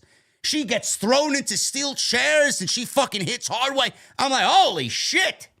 It's like a fucking bar fight in gorilla position. Stephanie then mounts Liv Morgan. Get your mind out of the gutter, chat. Get your mind out of the gutter. She mounts Liv Morgan and starts fucking just blasting her with forearms. They take Stephanie away. Liv is legitimately screaming her head off, and they instantly go to commercial break. I'm like, of all the times to go to commercial break, that's when you want to go to commercial break? The one segment that we finally got with these two women that felt real, yeah, let's cut away to commercial break. Yes, I agree. Zero Kaiba in the chat says this match has more heat than Rhea and Jade. Absolutely. Rhea and Jade is boring. Boring. B-O-R-I-N-G. Boring. Nobody cares, and Jade sucks. This has a lot more going for it, even though it's not by much. But man, the physicality is here. I like it. There's nothing more to be said, honestly. Nothing more that needs to be said. What else can they say? Maybe they give us one more back and forth, and that's it. Keep it very brief. Sell this match on physicality. I've never seen Liv Morgan that fucking ferocious. And Stephanie, man, she needs to be that way. Whatever the fuck that was, we need to see more of that. So more of that, please. So, we get this match between Penta and Dominic. The ref checked with Penta before starting the match. Obviously, Dom got in the crossfires of Stephanie. I think he got blasted as well. So, Dom and Penta start. This goes about 8 minutes, 9 minutes. Not much to this whatsoever. Again, this was another one of them matches that just happened, and then whatever happened after the match is the whole reason that we're all here. So, we'll pick it up after a commercial break. So, again, another 90 seconds or so, they go into a commercial. Penta starts coming back, hits a Penta driver on Dominic for a 2 count. He then sets up for the Destroyer. Dominic hits a very nice Michinoku driver for a 2 count. Dominic then sets up for the 619. Penta hits a super kick. Penta then distracted himself by going after McDonagh for some reason. So Dominic drop kicked him and hit a 619 on Penta. Dominic went to the top rope, but as soon as he goes to the top rope to finish off the 619 sequence, Finn Balor's music hits, and he comes on out, stands in the aisleway. JD McDonagh runs after him. Balor launched him into the stage and over some equipment off to the side of the stage. Dominic, he's looking on. He took too long for the frog splash. He hits the frog splash, but at that point, Penta got the knees up, rolled him up into a small package. 1, 2, 3, and Penta retains the IC title. Now, we all figured that the situation for WrestleMania was going to be Dominic and Finn. At one point or another, it could have been for the IC title, but Penta's the IC champion. And right now, it's just Dom and Finn one-on-one for what happened for Finn getting kicked out of the Judgment Day. It's all Finn. It may be Demon Finn for all we know. I'm assuming it will be Demon Balor against Dominic at WrestleMania. Yeah, Triple H loves his moments. But Dominic loses this match because of Finn's reemergence here. So Balor attacked Dominic, punches away at him. McDonagh tried to pull Dom off of this situation. And Balor wiped both of them out with a dive. Dominic throws Balor back into the ring. McDonagh tries to save him again. Dominic was able to escape into the crowd, but Balor laid out McDonagh with a shotgun dropkick, and then he hit the coup de grace as Dominic is watching as he escaped and left his friend high and dry. He's watching from the crowd as Balor hits the coup de grace on JD McDonagh. That was basically it. So it looks like we got Dominic and Finn all but confirmed for WrestleMania. Where that leaves Penta and the IC title, I don't know. I would love if Penta gets an IC title match at WrestleMania. I just don't know who that will be against. The pickings are very slim. Does anybody know where Gunther is? Seriously, where is Gunther? Gunther's been off the show for 3 fucking weeks. He unmasked Dragon Lee, and we never seen him again. What the fuck did they put in that Wheatley's vodka he was drinking when he interviewed with Cody Rhodes? Are we getting Gunther versus Penta for the IC title at WrestleMania? Penta's been very buddy-buddy with Dragon Lee lately. I could see that being the case. I've seen others, like Jason on TNT last week, pitch an idea for Gunther and Ilya Dragunov at WrestleMania. I mean, the original plan was Gunther versus Rey Mysterio at WrestleMania. That was the original plan. Now there is no plan. Mysterio hasn't been on television since the Royal Rumble. Gunther's been on television for the last 3 weeks. The same guy that retired, John Cena, by the way. Has WWE dropped the ball on Gunther? Yeah. Yeah, they have. Oh, but it don't matter, JD. He'll come back and he'll get all his heat back, JD. No, it doesn't feel the same. You take 3 weeks off, never mind 1 week, 3 weeks in the middle of WrestleMania season, mind you.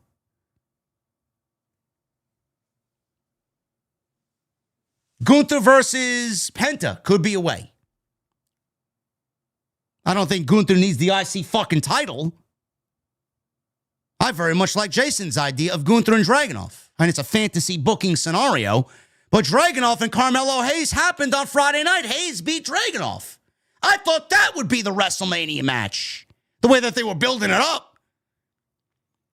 He's got to go find himself, does Dragunov. Hey, man, there's no better way to find yourself than against fucking Gunther.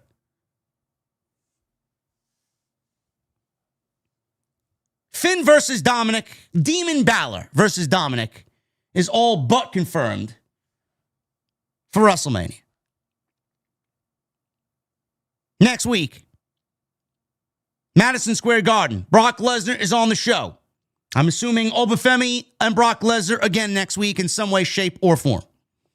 Nia Jax and Lash Legend will defend the women's tag team titles against Lyra and Bayley. Raquel Rodriguez goes one-on-one with Io Sky, and the Usos versus The Vision for the tag team titles in a New York City street fight. I'm assuming Punk will be there. I'm assuming Roman will be there. Not a lot of exciting things. Everything else just kind of feels there. Outside Punk, Roman, Oba, and Brock. Everything else just feels there. Speaking of which, Punk and Roman. This was the final segment of the night. And after what we got earlier with LA Knight telling Jay he's like Roman more and more every week, and Punk being called old last week and getting the first shot on Roman, there's a volatile situation ready to explode here on Monday night. So Punk was walking backstage. He sees Jimmy Uso standing right outside the curtain in Gorilla.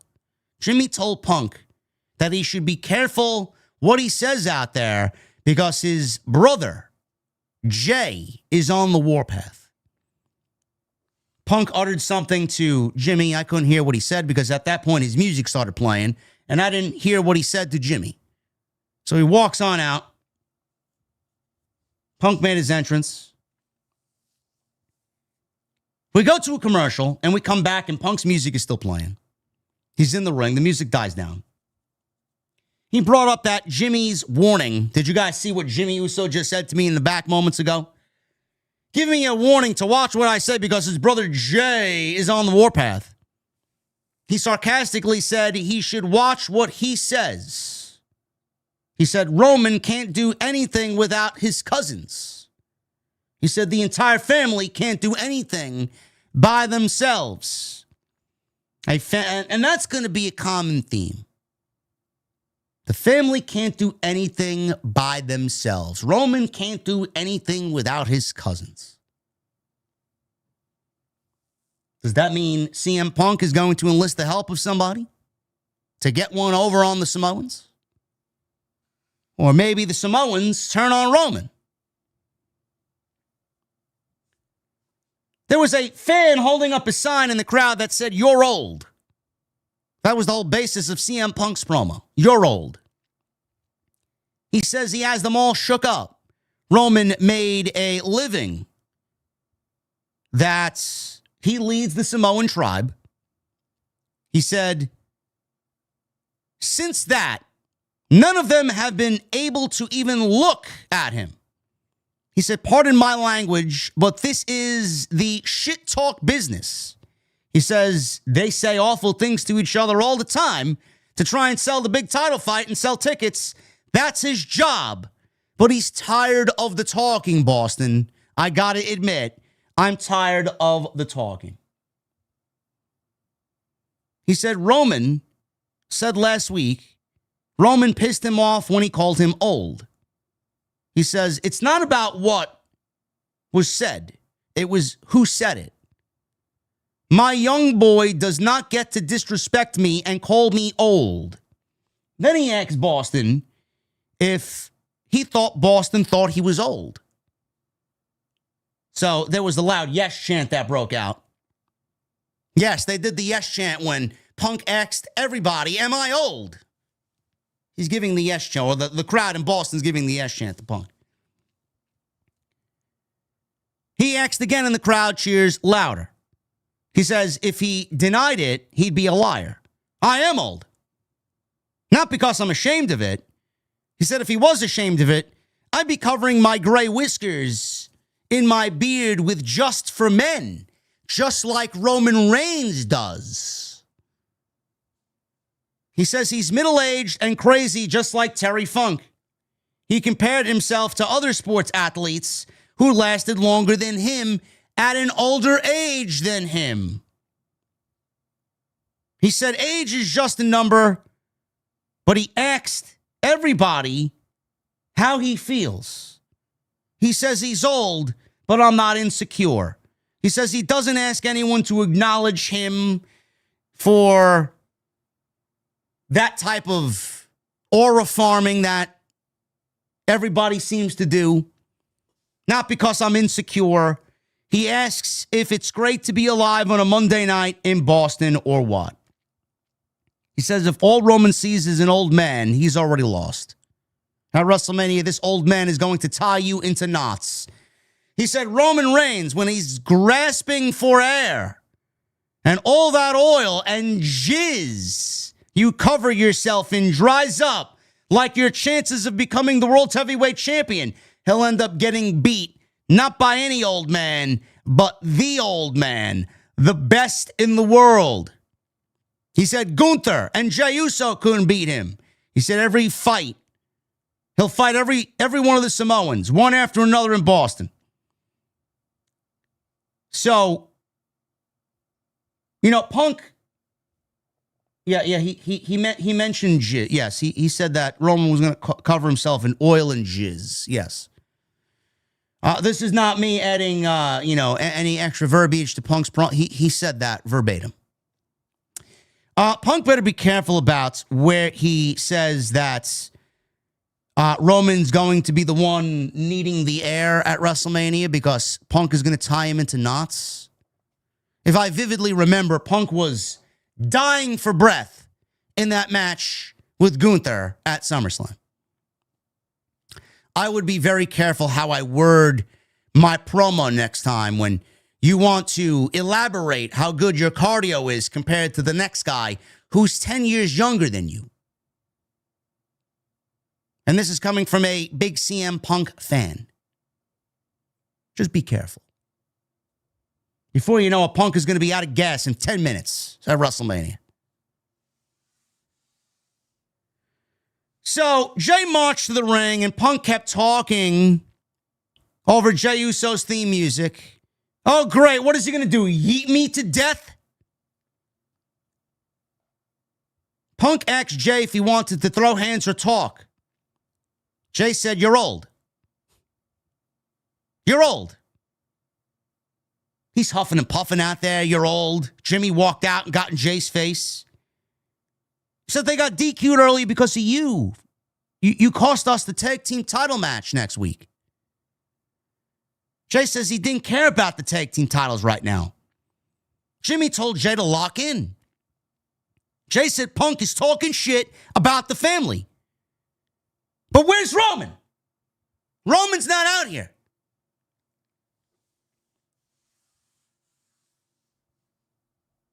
Roman's music played. He walked on out. So Punk is in the corner. Punk held his hands behind his back as soon as Roman got in the ring. He smiles at Roman. Fans are singing, Roman Reigns. Roman said the last time he checked, and he's talking to the Usos, the last time I checked, you already had a tag team match. Jimmy said, yeah. And it's done now, Roman said. Jimmy said, that's true. Yes. Reigns says, let me say this in the most respectful way that I can. Get your brother and leave my ring. So the fans oohed and awed because there's family drama now. Jimmy turned to leave. Punk told them to stay because Roman needs it. Can't do anything on his own. Jay, he charges at Punk. Punk knocked Jay down. He fucking leveled him with a microphone shot to the head. Roman lands a Superman punch. We get officials and agents and Adam Pearce out there to try and restore order. Fans are chanting OTC. Jimmy pulls Jay away as Jay is yelling at Roman on the outside. You know what to do. You know what to do. Smash him. Reigns spears Punk right in the middle of the ring. Hits him with a spear. Michael Cole's yelling, Roman Reigns has snapped. Roman Reigns has snapped. Reigns takes Punk to the outside, throws him into the ring post, not once, but twice. He then powerbombed Punk through the announce desk in what was a great spot because the table just fucking bounced and collapsed with Punk just falling on top of the table rubble. Fans are chanting one more time. One more time. They're out for blood, these fans. They don't give a shit who you are. They just want more bloodshed. They did the same thing to Matt Cardona on Friday Night SmackDown when Matt Cardona tried to beat the shit out of him. They were calling for another chair shot. This guy Pillmanized Cardona's arm in a steel chair, and the crowd is chanting one more time, one more time. I don't know. So Punk is laying on the table rubble. Roman walks up to him. He grabs him by his hoodie. What are you going to do now? What are you going to say now? Referees and agents are walking over to Punk to check on him if he's all right. I'm not the one who needs the help. And he's laughing. CM Punk is just laughing. I'm not the one who needs help. He's laughing. And Roman Reigns is walking away. His hair is all down. And I mean, we got this OG Roman, bloodline Roman, that just broke free tonight. That's the way the show went off the air. I don't know what they got planned here. Because right now, the only one in theory who has any sort of logical backing to CM Punk would be LA Knight. Now, I don't know if that's going to be the case come April 18 and 19. I don't. Right now, it's a 3-on-1 situation. It's Punk against the Samoans. Roman and family are not like tight, but Roman certainly took orders from Jey Uso tonight in the heat of the moment. Smash him. You know what you need to do. Smash him. Do the Usos turn on Roman because of the narrative that CM Punk is peddling? Roman can't do anything on his own without his cousins. The family can't do anything on their own without some sort of backup. Is that going to seep into the Usos' brain for them to turn on Roman? Maybe it's not anybody that we're seeing on television. Maybe And we saw that foreshadowing that WWE did, which I'm calling it foreshadowing because this is not the first time they've done it. Maybe the High Chief, maybe he has something to say about this because there's a lot of talk about family. Who's the biggest name in the entire family? The Rock. Could we see The Rock realistically get involved here? I mean, it's got the makings of a foreshadowing that could realistically become a reality. Honestly. But right now, we're still in such a gray area where I don't know where they're going, and that's a good thing. Using the Usos here in this feud is a good thing. It would have gotten very boring with Roman and Punk going back and forth, tit for tat, jab for jab on the microphone. At some point, they were going to need to introduce physicality, and they did. Last week, it was Punk. This week, it was Roman, more so than Punk's punch last week. But something has to happen here. We may be looking at one of two things, the bloodline turning on Roman or the bloodline reforming at WrestleMania. There's no in between. I just don't know which direction the wind is going to blow yet. And after last year's WrestleMania and the way WrestleMania ended on night 2, WWE needs to give us an absolute fucking barn burner of an ending. It just can't end. All right, Roman wins the title. All right, Punk wins the title. All right, the Bloodline's back together. No. This is all boring. The Bloodline getting back together is not going to really give Triple H the ammunition as head of creative like he thinks it is. It's going to look bad in the eyes of the fans because it's not a new concept. We've been there, done that. What is the current story going to do right now that leads us into the next chapter? A new chapter with fresh pages and fresh words. That's the key. Can't go back and get the group back together because it was the heyday of WWE in the Paul Levesque era. It doesn't work that way. Furthermore, I don't think CM Punk should lose the World Heavyweight Championship right now. Give me one good reason why CM Punk should lose the World Heavyweight Championship right now. There's not one good reason why.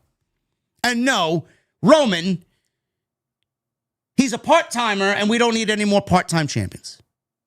Punk is there every fucking week. This was not the greatest pro wrestling show. There was really no meaningful pro wrestling on this show. All the pro wrestling matches were a backdrop to some other aspect of the story they were trying to tell. WrestleMania is slowly taking shape. We got Becky and AJ confirmed. We got Finn and Dominic all but confirmed. We got Liv and Stephanie adding a lot of heat to their feud. Oba and Brock, a lot more heat to their feud. And Rollins is arrested, taken away because Paul Heyman got a restraining order against him. And I'm assuming we see Braun Breaker back in the next 26 days. And then Io Asuka looks to be, maybe, the direction that WWE is going in. Again, not a lot of meaningful pro wrestling tonight, but it was a very storyline-driven, for Monday Night Raw anyway, very storyline-driven show throughout the 2.5 hours. Thank you guys very much for all of your support. I really appreciate you all being here tonight. Follow me on social media at JD from NY206, Twitter, Instagram, TikTok, and Cameo. Hit that subscribe button down below. Turn on the bell for all notifications. Hit that thumbs up. Try for 1,000 likes. We got 2,700 plus in here on a Monday night. Let's hit that thumbs up. We need 192 likes for 1,000. Can we do it?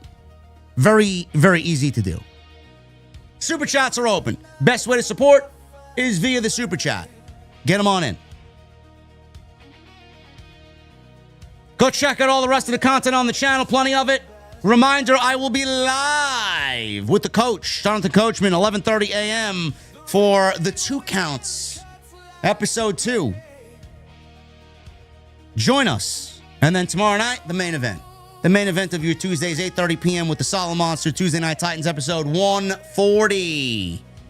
There's a lot to talk about on Tuesday Night Titans, so we got you covered morning and night on Tuesday night. Go check out the video that I uploaded today on the channel on the Ricochet situation. It gets weirder and weirder.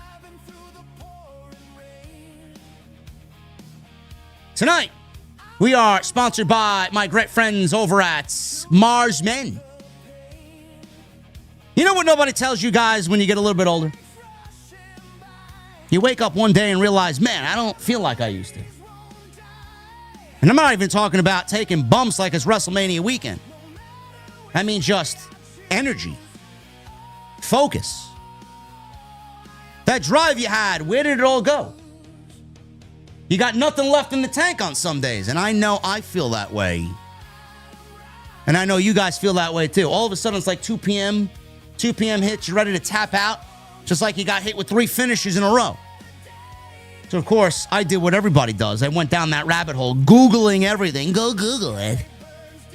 Trying to figure out what's going on. Low testosterone keeps popping up, right? Then you start to see the solutions, and it's like, oh, cool. Just take shots for the rest of your life, spend thousands a year, and shut your body down completely. Yeah, that's a no, a hard no for me. That's why I started using Mars Men.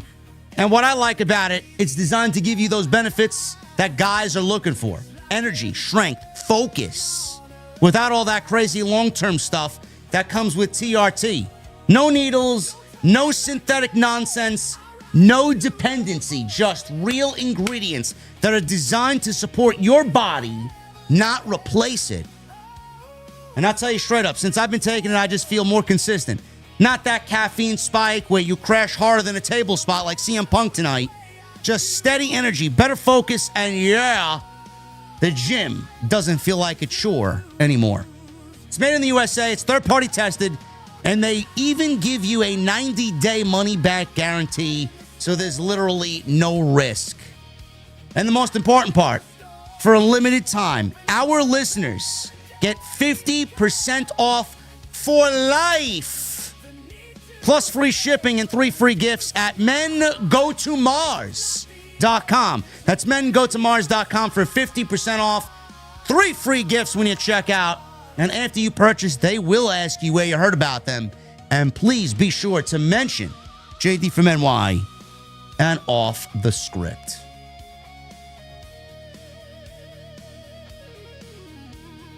Super Chats. Let's get into them. Start at the top here with Michael Krause. JD, OTS, how's everyone? Let's go. Yeah. Thank you, Michael. Bossmo Jackson with a 199. It's starting to feel like WrestleMania season.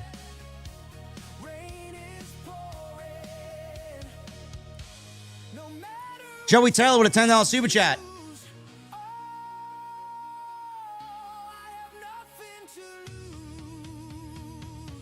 Wheezy was talking, this is a super chat, by the way, so I'm not saying anything, I'm just reading someone's donation. Wheezy was talking shit about how you gaslight your fans living in your mother's basement, saying you won't confront her at WrestleMania week. You have better things to do than talk to her boring ass.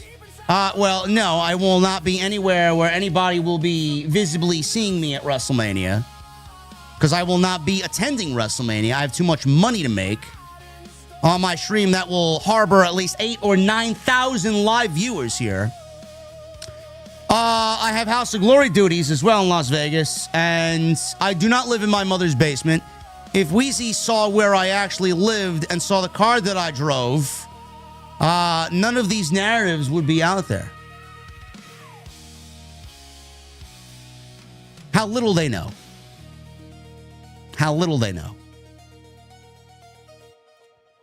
Oh, JD lives in his mother's basement.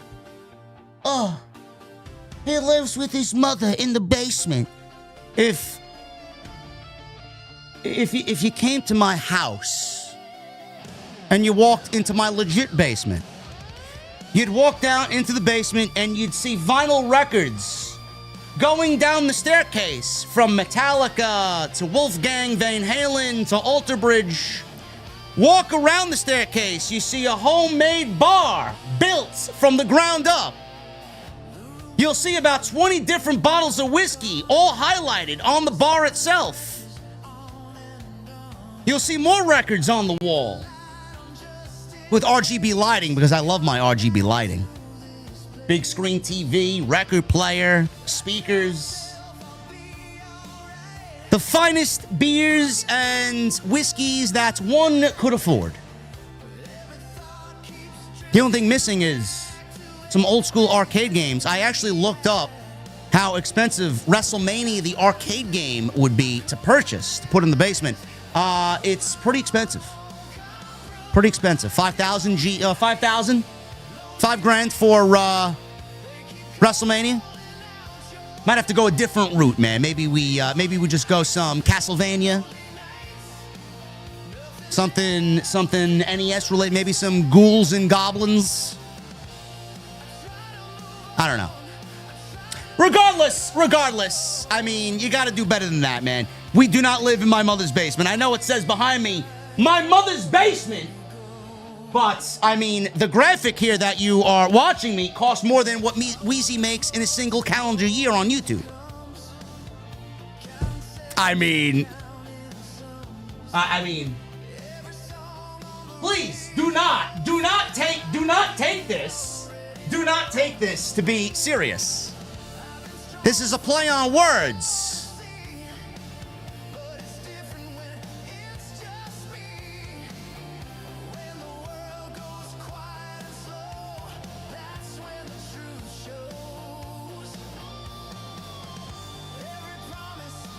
Stace with a new membership. Thank you, Stace. Michael Krause with a $2 super chat.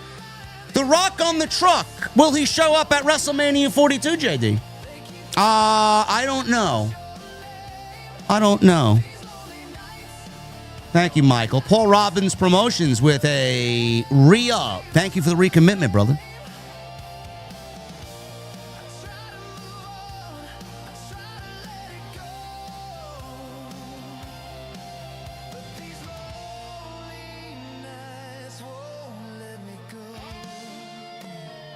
Do you guys genuinely want to know what this backdrop cost me?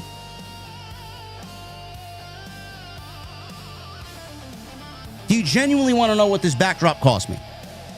Some creators don't even make the amount of money this backdrop cost me in a single year. That's legit factual information. I have invoices to prove it. And there will be more work done. Because when I get a bigger office space and I upgrade my office space to the production level of Dr. Disrespect, we're taking it to the top, man. We're going over the top. My office space right now, the room that I currently reside in, is above the garage. Right below me is the Dark Horse. Right now, I need some more office space. I'm running out of space. I have no closet space. I'm all out of closet space. I got ideas. I got big ideas.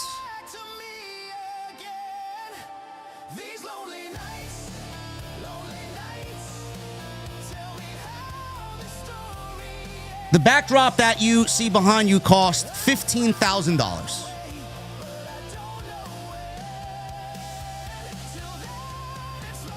When I say every donation and every super chat goes to the channel, I mean it. I actually got this and the redone intro with the Dark Horse and the way that they did it with the window coming down and the Dark Horse. That's another 15. So I spent 30 on both designs. That's not a flex. That's just someone who's very confident in making his money back because he knows he can. Well, everybody's operating out of their bedrooms with their fucking Elgato Wave 2 microphones at $150 a pop. We're doing bigger and better things over here, man. This is not some rinky-dink operation, okay? Get your facts straight.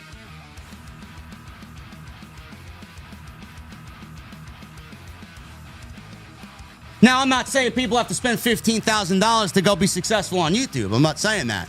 But if you want to separate yourself from the rest of the fucking bedroom streamers that sound like they're operating out of a fucking tin can on YouTube, then that's what you need to do. I mean, I could sit here, I could be SRS fucking moving off to the side of the screen, sniffing some unknown substance. I mean, I could do one of these deals. Don't worry, it's Afrin. It's Afrin. Don't worry about it. I don't do drugs. Fuck out of here.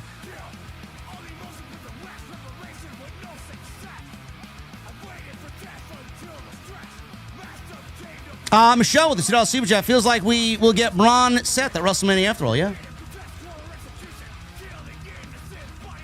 Michael Krause with $2 super chat. The bird models. Oh!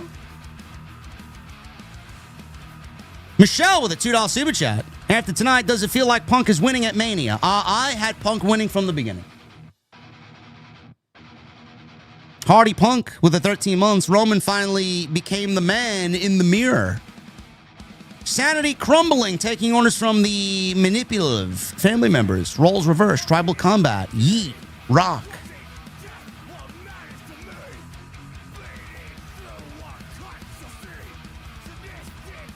Nah, man, I don't smoke blunts. I don't smoke. You guys, if you meet me, do not offer me any pot, any marijuana. I will not smoke it. You can buy me a whiskey. You buy me a whiskey or a top shelf espresso martini. Street Fighter with $10 super chat. Stephanie and Liv, JD, are you not entertained? I am very entertained. I am very entertained. Big Matt with a $5 super chat. So we're just going to gloss over the fact that Punk said Roman is covered in oil and jizz. Yeah. Yeah. Hopefully my guy Santi's app doesn't take that to be literal. I know he's got his oil gimmick, but we just need oil. We don't need the other substance. Nobody. Nobody should be operating with the jizz, okay? Lavelle with a $5 super chat. Third week, no Gunther. He should have been able to issue an open challenge for Mania and not Brock. Would it have made sense to still do it with Gunther? Yeah, maybe looking back in retrospect, yes. Looking back in hindsight, yeah.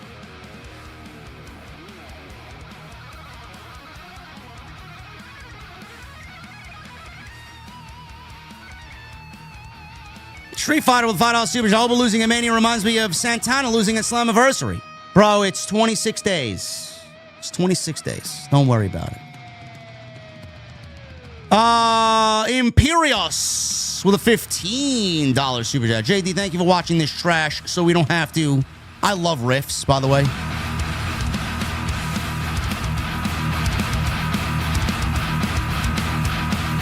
Oh, I'm big on riffs, man.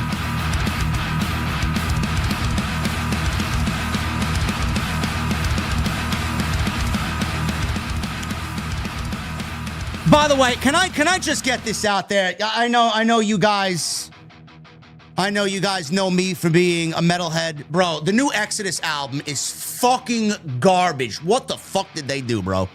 If you know what I'm talking about. Bro,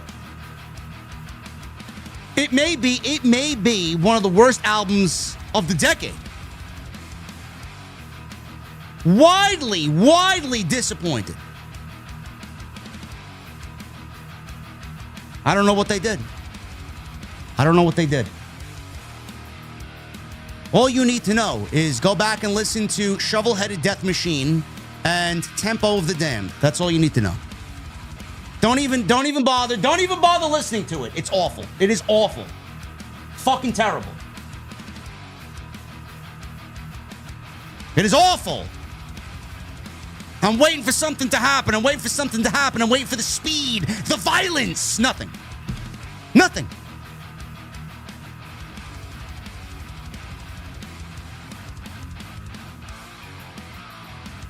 Thank you for watching this trash, JD, so we don't have to. Punk gets mad and punches Roman because Roman called him old, only to come back and call himself old and get his ass handed to him and laugh.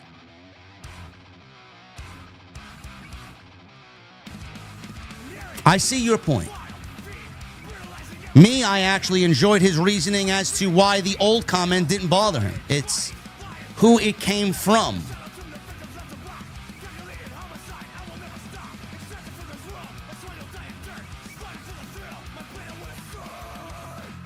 Minnie is friends with SRS. Wheezy canceled her live stream yesterday because she thought Jeff Lane was going after her and the fake reactors.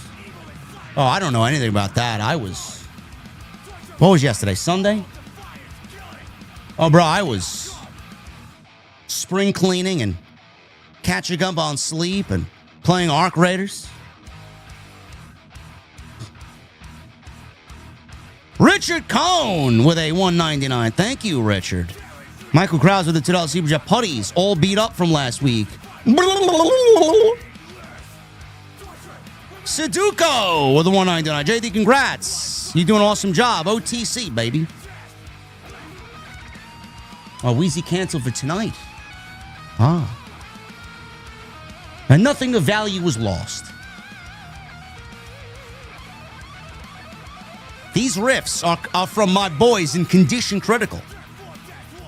Some good old-fashioned, old-school-inspired New Jersey thrash. Gotta love it. Cody Snyder with 47 months. I need Danhausen to curse Roman. I can name a few people that I wish Danhausen can curse. If Rey Mysterio and Gunther is nixed because Rey is hurt, then he should never wrestle for WWE ever again. Also, what about Gunther Penta for the IC title? Well, JD Ambrose with the $5 Super Chat. Thank you. I did mention that earlier. Could be. Could be. We don't know. We'll find out. Dalton Cracker with the $10 Super Chat. After tonight's main event and coupled with the MFT segment on Friday, I can definitely see Roman winning and reforming the bloodline with Solo and the Usos. Yeah, but what does that mean for Jeff Cobb and Tongaloa?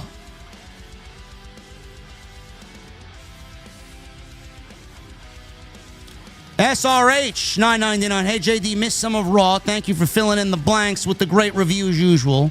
Missed the show with you and Coach last week. Definitely catching it tomorrow along with TNT. My brother, you can go and watch that on demand.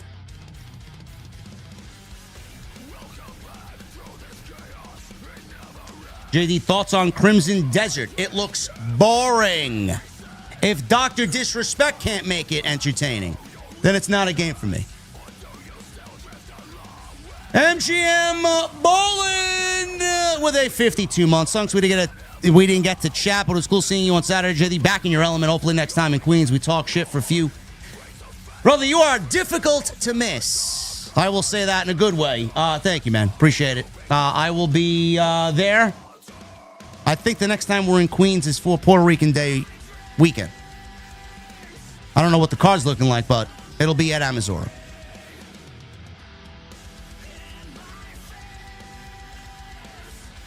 I was watching some of Doc today.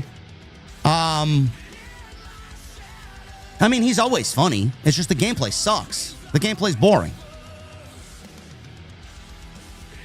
Caden with a $4.99. From Corey Hayes, Body Slam, that Io Sky is expected to be involved with the Kabuki Warriors once again as we get closer to WrestleMania 42. Oh, man. Like, I need Corey Hayes to tell me what I already know. Just watch the fucking show. Michael Krause with the $2 Super Chat. Rumor are that Ricky and Ethan join Orton. How is that true? Like a new legacy.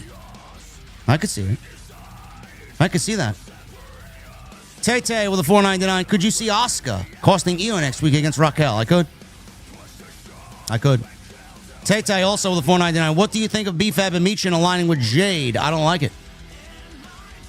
It makes sense in the stupidest of ways. If you can't beat them, join them, but... Well, let's surround other women that are not really all that good with Jade Cargill so that Rhea Ripley has bodies to beat before WrestleMania. Misfit Wrestling Podcast with a $10 super chat. Io Sky uploaded a video to her Instagram stating that after her Raquel match, she will focus on the Kairi Asuka situation, meaning Io vs. Asuka is the match for Mania.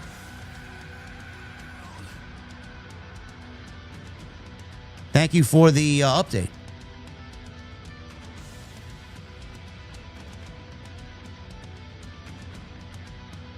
ND Irish with a 5.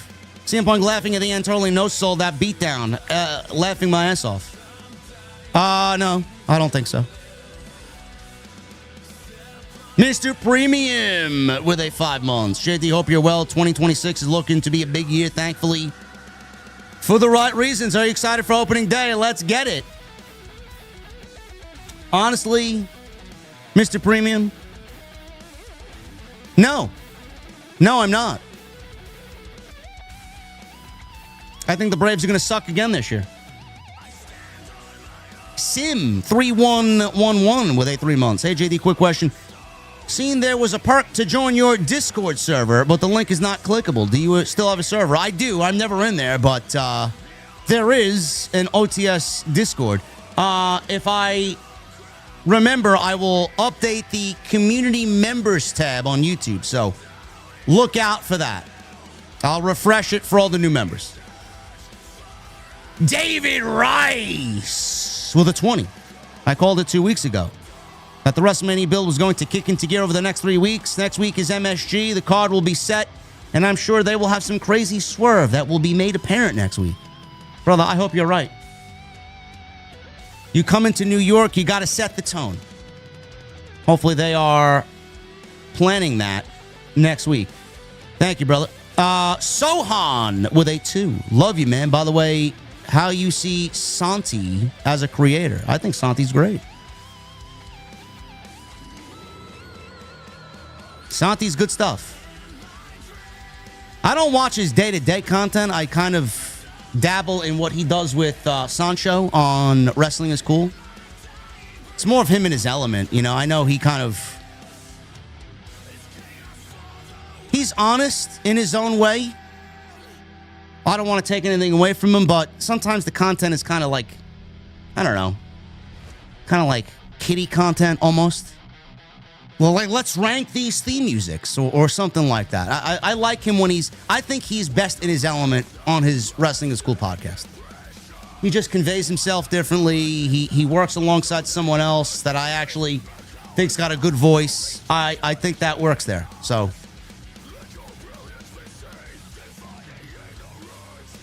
Furious Nation with the 499. What's up, JD? Raw's been solid coming out of the chamber. Raw at MSG next week, looking stacked, and could be where we possibly set up Seth Breaker at WrestleMania. I believe so. I think so. Furious with the 499. Also, honestly, very disappointed in Ricochet regarding his MS tweet. No way he would get away with that under Triple H. Shows there's no leadership in AEW. We already knew that. And 199 Orton with Ethan and Ricky. Sign me up.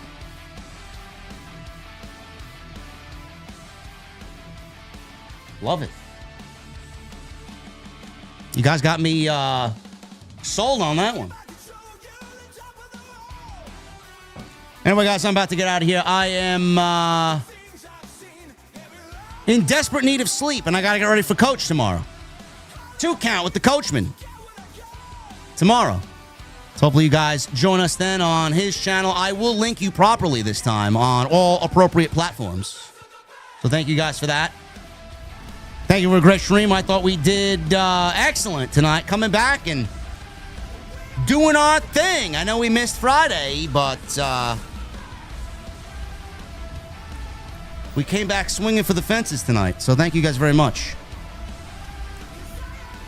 Follow me on social media at JD from NY206. Twitter, Instagram, TikTok, and Cameo. Hit that subscribe button down below. Turn on the bell for notifications. Go and check out all the other great content on the channel. We need 100 more likes. Why is everybody in the chat not hitting the thumbs up? Did I speak out of turn? Did I speak a different language? Did I speak putty?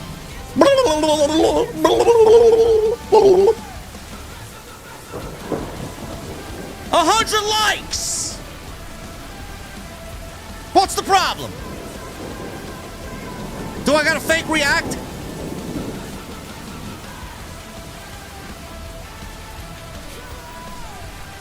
What do I gotta do? That'll be my new thumbnail.